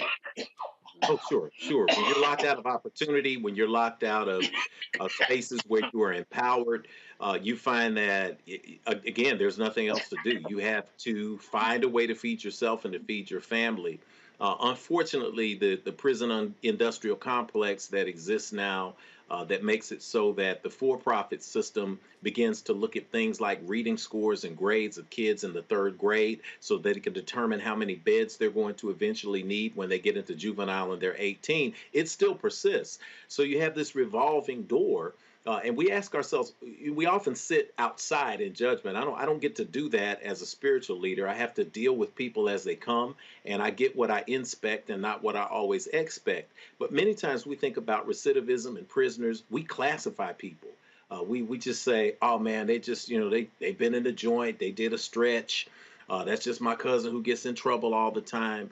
But the reality is, if we found ourselves in the same space, if we found ourselves in the same environment where we were not allowed to have access to opportunities, and we found ourselves involved in the criminal justice system. Once we get involved in the criminal justice system, between fines, between court dates, between delays and hearings, every single part of this system, once we find ourselves in that, it's extremely difficult to get out. And it's extremely difficult to get out when you're educated, when you have a degree, when you have a less amount of education, then it becomes almost impossible. That's why programs and programming is important, to give people opportunities to jobs, job training, financial resources in the short term so that they don't find themselves attracted to either the lure or the necessity of making money off the streets. So I'm excited to hear about this program and the details of this program, because we have to have programs like this to stand in the middle and to stand in the gap and connect people to resources. And that's the only way that we break this chain of recidivism. That's absolutely it. And we're grateful to have Derek Bowers back. Mr. Bowers, we had you, glad you're back connected. You were telling us a little bit about those returning citizens. I was asking you, was it the same type of stimulus that the rest of us know? And I believe you were saying that it was. While you were gone, we began to unpack a little bit about what the challenges are that those folks have to overcome. But in the time that we do have with you, I want to pierce in more specifically onto the ways that you all are helping those folks get back up on their feet by not just giving them money and cash direct handouts, but there is a work requirement, but the work requirement is not the same inhumane kind of work requirements that we see from our federal SNAP benefits or our food stamp programs or even welfare. These are attainable things that these folks can do involving resumes and things of the sort. Tell our viewers about what some of the milestones that it is that your organization asks these returning citizens to meet in order to continue to receive their cash payments. Yes, definitely. Thanks, Ray. These milestones are employment related, and out of the 10,400 individuals that CEO was able to give out the cash assistance through this RCS program, nearly more than two thirds of these individuals did reach employment-related milestones, and that could be anywhere between, creating your resume, going to employer workshop, or actually getting a job. Yeah, we understand that, if I'm not mistaken, 90% of those, at least in the New York City area, who then qualified, reached the second step, which is the 3 steps of cash payments. The first is when they first come home. The second is after that first milestone you alluded to, and then with upwards of 2/3 for the third. How important is it to make those types of milestones, as you guys call them, attainable, something that people can do? Because so often we hear about programs that are supposed to offer assistance, but the things they ask those who could qualify to do are so unreasonable that folks either can't attain those things or don't even bother trying. Well, we know that, we have to make our programs and our services barrier free. And we already know that when individuals come home from incarceration, they face massive barriers. So, CEO believes in the transformational power of work. And we believe having access to services with a job coach, a job developer to get you in touch with the many employer partners we have, as well as retention services, ease these struggles of individuals coming home from incarceration trying to have access to work. And this cash assistance through the RCS program, the MDRC study, showed us that there was so many benefits from receiving this cash assistance. Not only did it provide some financial security during these times, but it also helped individuals get access to housing through this funding, transportation to and from jobs or job interviews, and it also helped with the mental and physical well-being of individuals who, so often can be stressed and burdened with having to figure out what their next steps are going to be from day to day. And so ultimately, what is the goal of CEO Center for Employment Opportunities? What is the goal for you all when you engage someone who's first coming home from having to serve time? Well, our hope is that we try to figure out what it is that they want. It's listening to individuals, right? And helping them tell their own stories and then find their own path. And our hope is to make sure that when individuals come home and they come to our program, that not only are they able to access fruitful career and trajectory and a journey, but they're also less common to recidivate and also, commit new crimes and then return home into their societies and the well-being, reconnecting with their families. One thing we know about those folks who were sometimes laborers while in prison is that the prison laborer is often exploited. Conversely, so too is the laborer who comes home who's involved in reentry. What are the ways that you guys have tried to make peace and resolve those folks who come home and want work, right? So they're willing to take work at almost whatever a dollar amount they can get, and the rest of those folks who are out here demanding livable wages or sustainable wages, making sure that those workers aren't being exploited to the detriment of the workers who are already home. How have you guys tried to massage both of those needs of the community? For sure, and that's a great question. We work with employers that understand our mission. We also help many employer partners with inclusive hiring. What we see is that there's many organizations and companies that would love to open up their doors to those who are formerly incarcerated, those who may have criminal convictions. But many of these organizations do not know how to hire or retain those individuals who have a criminal justice background. And so we work with SHRM directly to build out a workshop to ensure that employers, their HR staff, and those who are hiring managers in their organization understand what are the specific needs of individuals who are recently released from incarceration.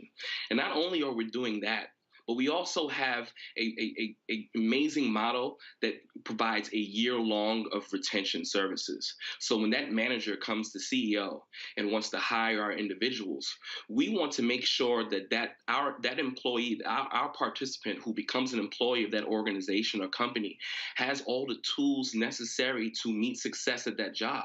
And we all know that those coming home from incarceration, those who have been impacted by the criminal justice system, there are many barriers that happen with them on a day-to-day basis, whether it's meeting with their parole officer, probation officer, whether it's, going to a court, back and forth trying to do so many things to put their lives back together. Many times when they're at an organization or a company, these things can bleed into their daily life. And we want to make sure that they have the support and that employer understands that we have that support and we're able to share with them what it is that they may be going through on a day-to-day basis so that they can help support them as well.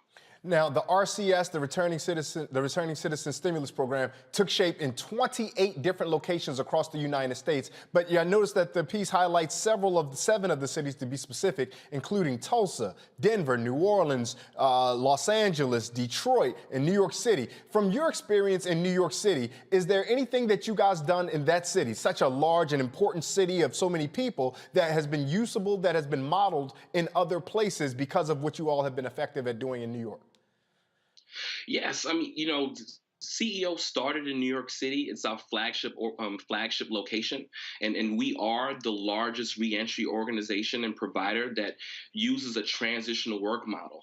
And what we are doing in New York City is that, specifically in our program, outside of this RCS initiative, our model is to provide individuals with transitional employment. So, and what that means is that when an individual enrolls into CEO, they have immediate access to many of our transitional work sites throughout the country. In New York City specifically, upwards of 30 to 35 transitional work sites that are working throughout the 5 boroughs in association with city and state agencies, providing supplemental maintenance and labor to these agencies in order to provide immediate training, paid training, and immediate paid employment to a participant in our program. So at the end of each shift, they're seeing money transferred to their bank card every single day. We run payroll for thousands of individuals in our program because we know how hard it is to be able to get your life together, be able to go out and find a job,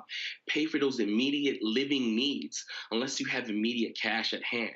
And working every day and getting paid at the end of each shift is the most important part of our model. I got one more question for you before we bring our panel in to converse with you. I know you didn't have the opportunity before, but I appreciate that you talked about daily pay, because so often when people start jobs, particularly if you're a young person coming out of college or whatnot, you sign a job, you're excited, I'm gonna make X amount of money, and they say, see you in 3 weeks. And you tell that to somebody who's a returning citizen, they may find some other ways to get their hands on immediate cash in the meantime. Was that one of the reasons that you all understood how valuable that end of shift pay would be, particularly for this population? Most certainly. That is, we realize, how important it is to have cash at hand. We know that individuals who are returning home from incarceration, more than likely are those coming from underserved communities, impoverished communities. And what we realize is that when you take someone out of poverty, right, and then return them back into poverty, it's like insanity. The same results are being produced. So the powerful transformation of work and the immediate access to income is what makes our model so successful. Dr. Omekongo Dibanga, you have a question for Mr. Bowers in this program. Yeah, so first of all, Mr. Bowers, you're doing incredible work, and we really, really just want to commend you for your dedication to this. Well, the question that I have is, I'm somebody who pays a lot of attention to language, and clearly with this program, you're doing the same thing. I wonder if you can talk about the whole idea of using the term returning citizens. When I was growing up, it was ex-con, then ex-felon, and, people talked about the stigma relating to that. It seems like you're very selective in the language that you use, returning citizens coming home. Could you speak to a little bit about that, the language and stigma associated with this?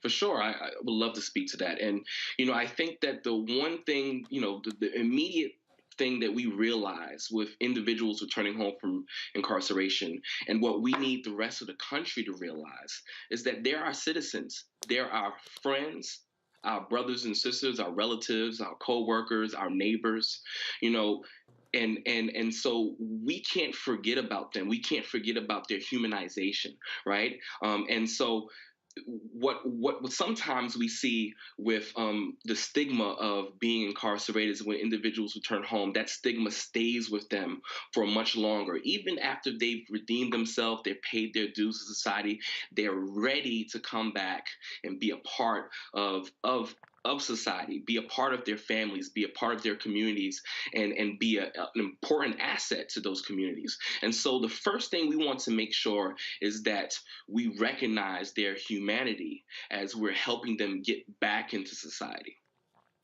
Dr. Malveaux, offering any questions for Mr. Bowers in the program that they're working? Sure, I'm excited about this program. Let me give my own institution a shout out. Cal State LA has a program where we just graduated 40 incarcerated people into a BA program. They're now Cal State LA graduates, and there are a whole bunch of services and resources for them.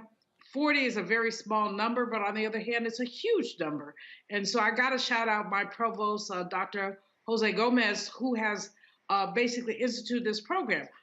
I want to know from you, are there there are not very many programs like this, but there's some. There were more in the 80s, and then, the crazy people took over and they took programs away. But where else would you shout out programs that allow people who are incarcerated to get a path to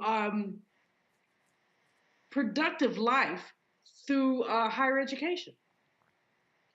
Yes, well, CEO is a part of a coalition, and specifically, I'm speaking for New York City. It's called the Alternatives to Incarceration and Reentry Coalition, and we're one of 11 organizations that provide so many reentry services to those coming home. And while CEO, our focus is specifically on work, there's many organizations like the Fortune Society and Osborne Association that provide housing and mental health services for those coming home from incarceration. And education is extremely important. I wrote an op-ed, a few years ago about the necessity for institutions to understand the importance of returning citizens and granting them access to universities and education for the betterment of our entire society and our community, specifically HBCUs. And Reverend Carr.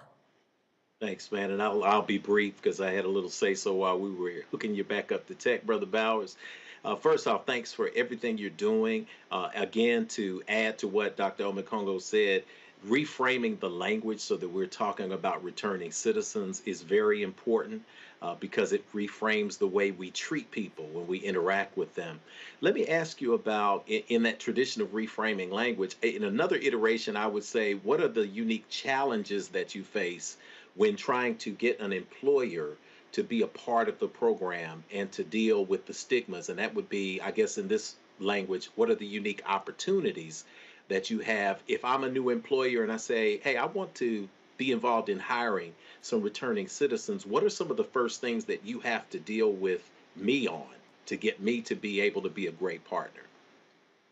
Yeah, that's a great question. I think the first thing is understanding the culture of your organization, right? And the values, right? And the values align with, our mission, and the mission is second chances and redemption, and believing in the power and development and the growth of everyone, no matter their background. You are a great partner to CEO. And also, educating, employers and our partners more on the value of returning citizens in the workplace. We see that individuals who recently released from incarceration and accessing employment, they're more likely to retain that, to stay at that job.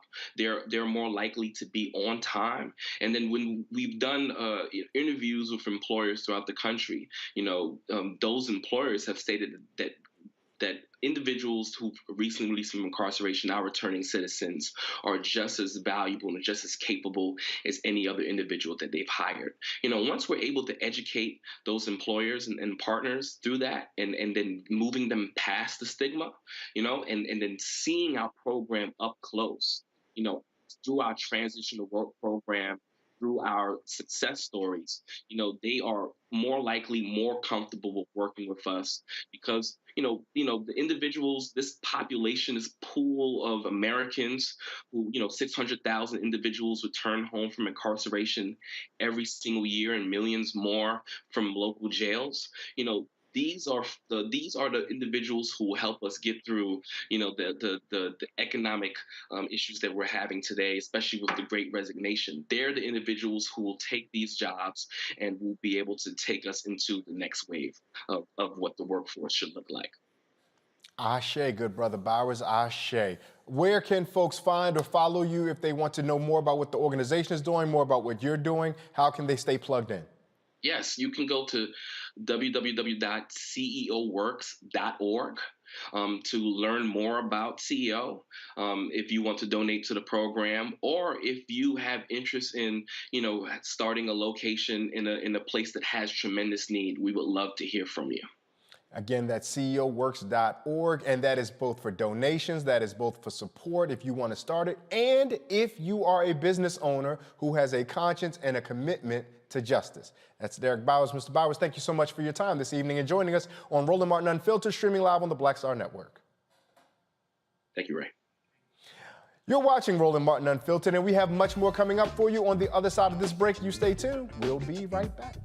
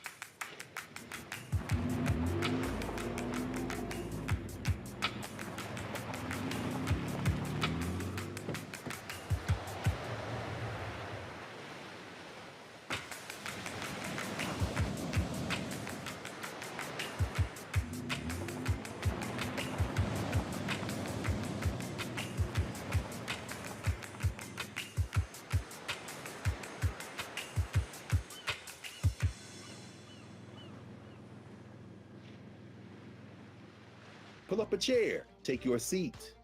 The Black Tape with me, Dr. Greg Carr, here on the Black Star Network.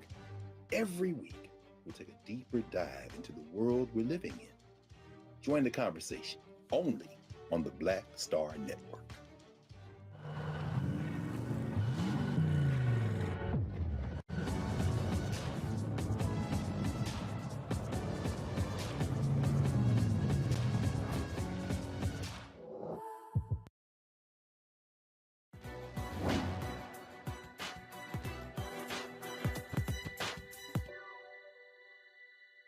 Once you know who you are, you don't have to worry anymore.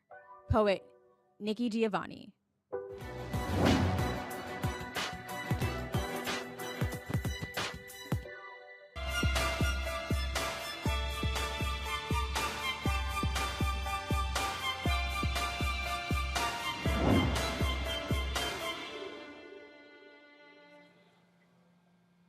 According to the CDC, 255,000 breast cancer cases are diagnosed in women and around 2,300 in men each year. Those numbers tell us that breast cancer is the leading cause of cancer-related deaths among women. There is a 1 in 8 chance that a woman will develop breast cancer. Breast cancer has the highest mortality rate of any cancer in women between 20 and 59. African American women have a 31% breast cancer mortality rate. That is the highest of any racial or ethnic group. Breast cancer incidence is higher among African American women younger than 45. Younger African American women are more likely to present with triple negative subtype of the disease, which is more aggressive and associated with a higher mortality. Triple negative breast cancer is diagnosed more often in American women of African descent, and these numbers motivated CEO and co-founder of Touch, the Black Breast Cancer Alliance, Ricky Fairley, to create a space for everyone working on the common goal of eradicating Black breast cancer. And she joins me now. Ricky, thank you so much for making time to join me here on Roland Martin Unfiltered, streaming live on the Black Star Network. How are you? It's so great to be here tonight. Thank you so much for putting those facts out, because we have a devastating situation here. It's really the most fatal disease for Black women. Ricky, I am so grateful that this is the day that Roland would have called on me to guest host. My mother in 2015 was diagnosed with breast cancer, triple negative. She had triple negative markers, and she unfortunately transitioned because of said breast cancer.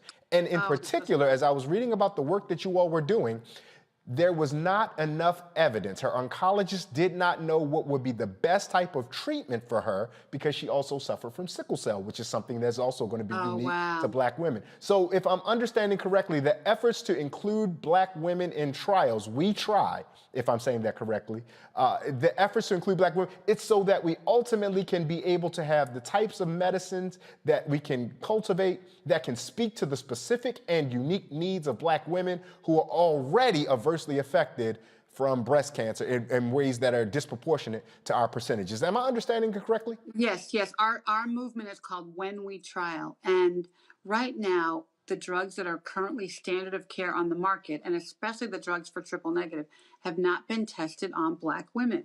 And so when you look back in history, you know, we just don't have the science for Black women. And so until we get that science, we're going to have mortality rates in these crazy numbers. And I think the one number that you didn't talk about actually too is that Black women have a 41% higher mortality rate than white women.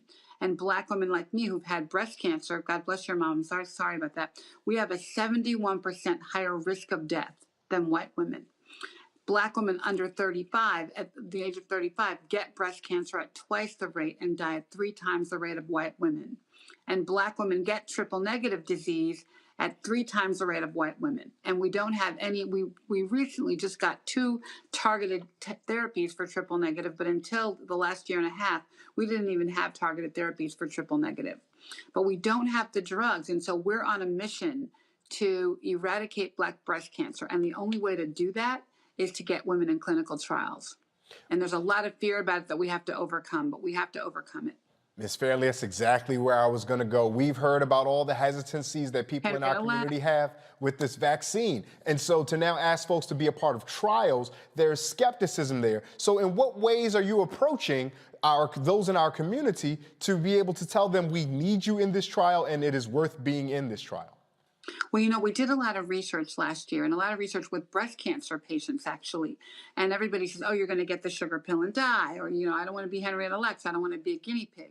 But there's so much safety now in place because of that bad history. A doctor would be under the jail to give you a sugar pill. And there's no sugar pills in cancer research. You're either given standard of care, which is a drug that's currently on the market, or possibly a new drug or drug in combination with the standard of care. You know that Advil you took last week for a headache? Guess what? It was in a clinical trial. You know that Tylenol you gave your baby? It was in a clinical trial. And frankly, in a clinical trial, you get better care. You get better supervision. You get more scans. You have more people watching over you. And if anything could possibly, you know, go wrong, they will quickly change you to a therapy that's going to work better for you. So it's really a safe place to be. And frankly, you know, Black women have done amazing things. And we need to do an amazing thing here and take care of each other. And we need to do it for our daughters. I work for my 3 granddaughters. They're 4, 2, and 10 months. That's what I work for. I do not want them to go through what I went through with this. And we have to get the science. We have to advance it. The science that you laid out seems really evident, but quite honestly, Ms. Fairley, there are those folks who they have never had any space in their life that they've actually lived in and trusted science and information. So we trust those things that have positively rewarded us. If we've never had that positive interaction with science, we don't go to the doctor as regularly as we maybe should. If we don't take any aspirin, which some of those folks will say, nope, I'm not putting anything in me. Right. How do we get to those folks? But you get in your car every day. You get in your car and you drive, and that's science, right? You go to the grocery store and you buy food that was, you know, that was processed in some way to get to the grocery store for you. You know, we touch science every day in some way. Anything you eat, drink, consume, drive, whatever, your sneakers that you wear, they were designed by science, right? And engineering. So it's not something that should be foreign to us, but it is scary. But you know what? We're dying. What's scarier? Is it dying? What's scarier? Do you want to die from breast cancer? And guess what? White women are not dying to the numbers that we are. And Black women deserve better. We deserve better drugs. We deserve better treatment. We deserve better access to care. And we have to ask for it for ourselves, because white doctors are not inviting us to be in research. And they're not explaining it effectively to our patients. So we have to advocate for ourselves and ask for it. We have to ask for the best treatment. We have to ask our doctors to treat us like they would treat their own family, right? That's what health equity is to me. Treating me like you would treat your mom, your auntie, your grandma, your daughter. So many of us become advocates for this type of thing once we've been affected. If it's my mother, or if it's your lived experience, somebody else's, as you said, aunt or grandmother. How do we encourage those to get involved who may not have yet had that awful pall of cancer touch their family or life?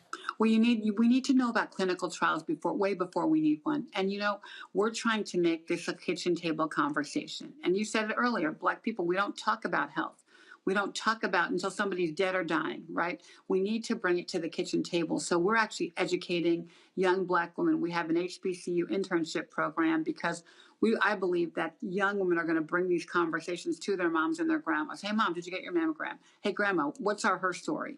And make these conversations happen. But we want our When We Trial movement to educate and talk to women in a way that's understandable and relevant. So when you go to our website, whenwetrial.org, you're going to find pronouns like we and us, not you and them.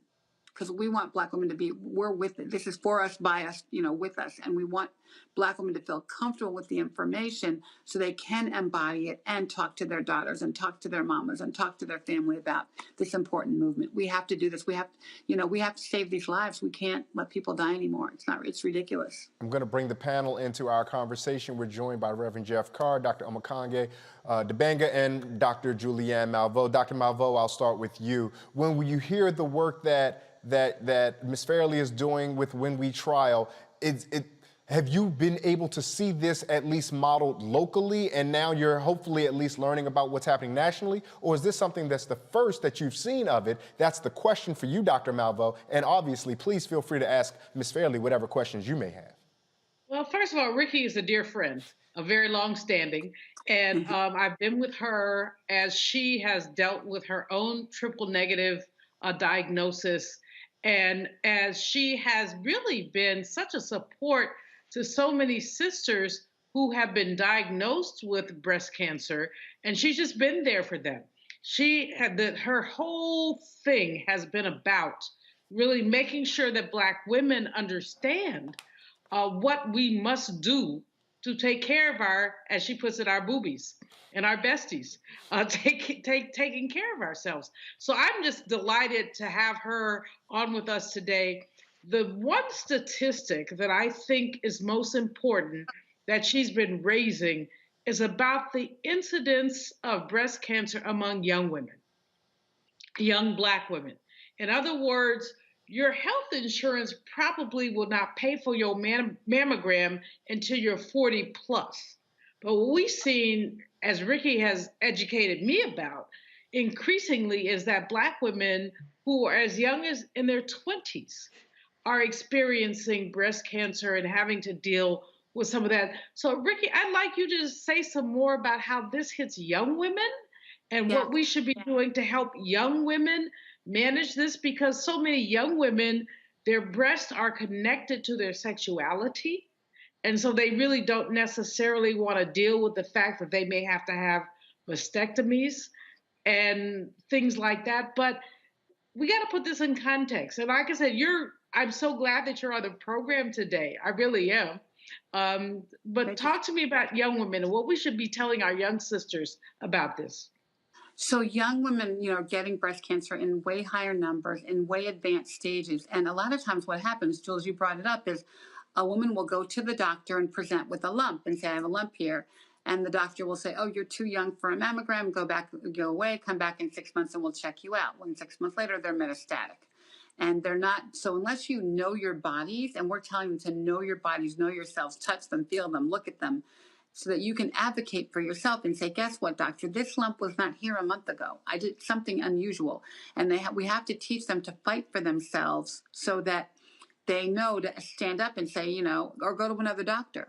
Our HBCU internship program, we actually ask our girls to do an interview with both their mom and their best friend. And in all of these circumstances of all of our interns, we had 15 last year. We're about to hire 10 more tomorrow. And they had never had a conversation with their mom or their best friend about breast health. And I think what we did, the education they had with us was to learn how important this is and how important it is to not only know your body and feel good about your body, but also advocate and say, stand up, wait a minute, this is not right. This is not good. This is not how it's supposed to feel. So go to another doctor or insist on attention. I have so many young breasties who, one of them took 5 years before the doctor recognized and let her have a mammogram, and she was diagnosed metastatic at age 31. So we have to have these conversations, and that's what we're so much talking, trying to talk to young women. Reverend Jeff Carr, we're going to bring you into the conversation. Great. Thank you. First and foremost, Sister Ricky, thank you so much for your heart. Thank you for your mind. Thank you for your spirit, for the work that you're putting into the world. It is absolutely saving lives. I'm proud that Meharry Medical College here in Nashville, Tennessee has a Center for Women's Health, and they provide free mammograms for people. We try to get people to go and be there and to take advantage of this. As a spiritual leader, I've sat next to people when they're in chemo treatment and they're going through and they're dealing with all of the psychological issues that they're dealing with. It often goes into a space of stereotype. And my dad would always say, son, an ounce of prevention is better than a pound of cure. When we talk about these clinical trials, briefly, what does a clinical trial actually look like? Because without having gone through it, many people go to the horror story image, but we are dealing with science. So what does involvement in a clinical trial look like? Well, first of all, you have to advocate for yourself and almost ask to be in it. But that's what our website is all about. Whenwetrial.org, we try to break it down into simple science. But basically, you're either getting a standard of care drug, so a drug that's currently on the market and been tested and is being used, or you get a drug that either is a combination of that standard of care drug and a new drug, or a new drug. And so you're basically, in a situation where some people are taking the standard of care drug, some people are taking the new drug, and they evaluate the performance of the drug. But you are watched really, really closely. You have a lot more scans than taking normal chemo, and people are all over you trying to just see what the side effects are like, what's happening in your body, whether it's working, whether the efficacy is there. And so it's really almost a safer environment to be in than regular chemo, because so many people are all over you and you're getting so much testing around you. So it's really, really safe. And at any given moment, you can get out of a trial. You don't have to stay in it. If you're not feeling it, if you don't think it's working for you, you can get out. But right now, we only have 3% participation in breast cancer trials. So that's zero. So that means none of these black bodies are being tested with these drugs. And if they don't, if they're not working, I took the standard of care and I had triple negative, and the 3 standard of care drugs didn't work for me. My cancer came back within a year, and I ended up going on some experimental drugs to save my life. And my doctor gave me 2 years to live. I'm on 10. Jules knows that. So I'm a miracle. I'm very blessed to be here. So I know I have to do this work. I know God left me here to do this work, and so it's so important. But it's really not that difficult. And in our website, we really do try to break it down. And we have some amazing doctors that we work with that can explain it. If anybody wants to know and know more, just call me, text me, email me, and we will get you all the education we need, because it's so important, so critical. Dr. Omekongo, I want to give you the last word on this conversation. I want you to get in and offer your comments or your questions that you may have for Ricky Fairley. Yes, and Ms. Fairley, first of all, you said you're a blessing and a miracle, but not only that, you're a blessing and a miracle for so many others. I mean, the work you're doing is like literally life-saving. And so just commend you for just everything you're doing. I'm thinking about, in addition to the clinical trials and the participation that we need as it relates to that, I hear so much about what you can do to prevent things like diabetes and heart disease and the like, but I don't hear people talk about breast cancer and things that maybe we can do in our earlier stages to maybe prevent this from happening, so we don't get to the deeper stages. So are there some preventative things that just the average person should know about things they can do on a daily basis to maybe help prevent breast cancer from even happening? Unfortunately, you can't prevent breast cancer. When I got sick, I was pretty healthy. I mean, I do eat ice cream a lot, but I was riding my bike 20 miles a day. You know, clearly there are things you can do overall just to keep healthy, right? Eat right. You know, you're supposed to eat fried chicken and mac and cheese every day, right? Eat right, do the right thing. But also, you know, breast cancer happens. It's one of the oldest cancers in the world, and it just happens. And you have to, we can't prevent it, but we can early detect it. And so that's why it's so important to know your body, to talk about it, to teach our daughters and the women in our family to, you know, touch your breasts, look at them, know what they feel like. So when something unusual looks different or feels different, you can go and go to the doctor and check it out. So it's so important to just early detection is really all we have. But even Jules and I have a friend who was diagnosed about a month ago with stage 0. Thank God she was early stage. But even then, she's now doing her second surgery because they didn't get clear margins. So it's no joke. Okay, so even early stage isn't a given that you're going to be okay. You know what I mean? So tell all the women, I tell everybody, check the breasts that you love. I know you have a pair. No, but Rick, the bottom line is, as you always point out, people have to be aware. Yeah, we have to be aware. We have to talk about it. Talk about it. Wasn't there before, and it's there now. You have to deal with it. And so often we, as Black people, ignore signals about our health because we don't trust the doctors, or because even when we do trust them, we are afraid. I mean, we have a couple of mutual friends who refuse to get mammograms. Right. But also, you guys, you know, only about 5% of breast cancer is hereditary. So a lot of them will say, well, my mom didn't have it, so I'm okay. That is not the case. And guess what? You can get breast cancer from your dad. So now there's some studies happening, which we need more science around this. From if your dad had colon cancer, it's connected to triple negative. What I had, my dad had colon cancer. It's connected to prostate cancer. So, you know, this is all the science that we need to uncover. We need to have more Black people in science. That's the other thing, is that men get it too. Men get so 1% of breast cancer is men. 1% of breast cancer. Yeah, 1% of breast cancer is men, and within that, though, guess what? Black men get it at a 50% higher, die at a 50% higher rate than men, 66 higher rate than men. They get it at a 50% higher rate and die at a 66% higher rate. Ms. Fairley, that is such important information. We love on you for being a survivor and recognizing the work that you are still here doing, and we thank you for that. Please tell folks how they can find and or follow you and get on with what you're doing. We know that every time Dr. Malveau's here, she's going to sing your praises, so we ain't worried about it. But we want you to speak for yourself. Let us know how we can find and follow you and the work you're doing. Great. So whenwetrial.org. whenwetrial.org. Everything you need to know there is there. My foundation website is touchbbca.org, and all of our social media is at touchbbca.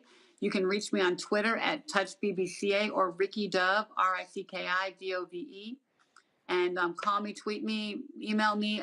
You can find me. And also we have a web series every Wednesday night on the blackdoctor.org Facebook page called The Doctor Is In. Wednesday nights at 6 p.m. Eastern time.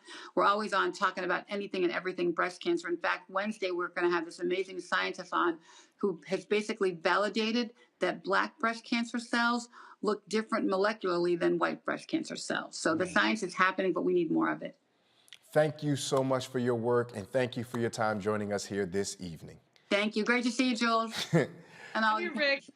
Well, you know what? We're all done with our panel. So Jules, Rick, you guys get on the phone and go give each other a call, chat about what we did. Thank you, Dr. Ahmaud Congo. Thank you, Reverend Jeff Carr. We appreciate all of you being here. And in the host chair, nice to meet you. I just want to take a moment of personal privilege to shout out some survivors in my life, Miss Renee Nash, Miss Marietta English, and my friend, Miss Melissa Varner. Long live my mama, Olivia Cherry. Ashe. Amen. Amen. Before we go, here's a reminder for you HBCU juniors or seniors. You know what we're talking about. Time is running out for you to apply for that scholarship form from Roland and McDonald's. If you attend an HBCU and Thurgood Marshall College Fund member institution, you can submit your application for the chance to receive a $15,000 scholarship. The deadline is February 28th. Let me look at my watch. That's a week from today, February 28th. Go to tmcf.org for details on how to apply. Now, in addition to the free money, scholarship recipients will also have the opportunity to engage with McDonald's executives working within their respective fields of study. That does it for us here at Roland Martin Unfiltered. I want to thank the panel again, Dr. Julianne Malveaux, Dr. Omokongo Dibanga, and Reverend Jeff Carr. Thanks for joining us here on Roland Martin Unfiltered, streaming live on the Black Star Network. If you haven't done it already, be sure to download the Black Star Network on all of your devices. If you would like to support us so we can continue bringing you the stories that matter to us. I am Ray Baker. Roland will be back tomorrow. And in parting, let us remember the words of the Yoruba proverb, that if we stand tall, it is because we stand on the backs of those who came before us. Have a great night.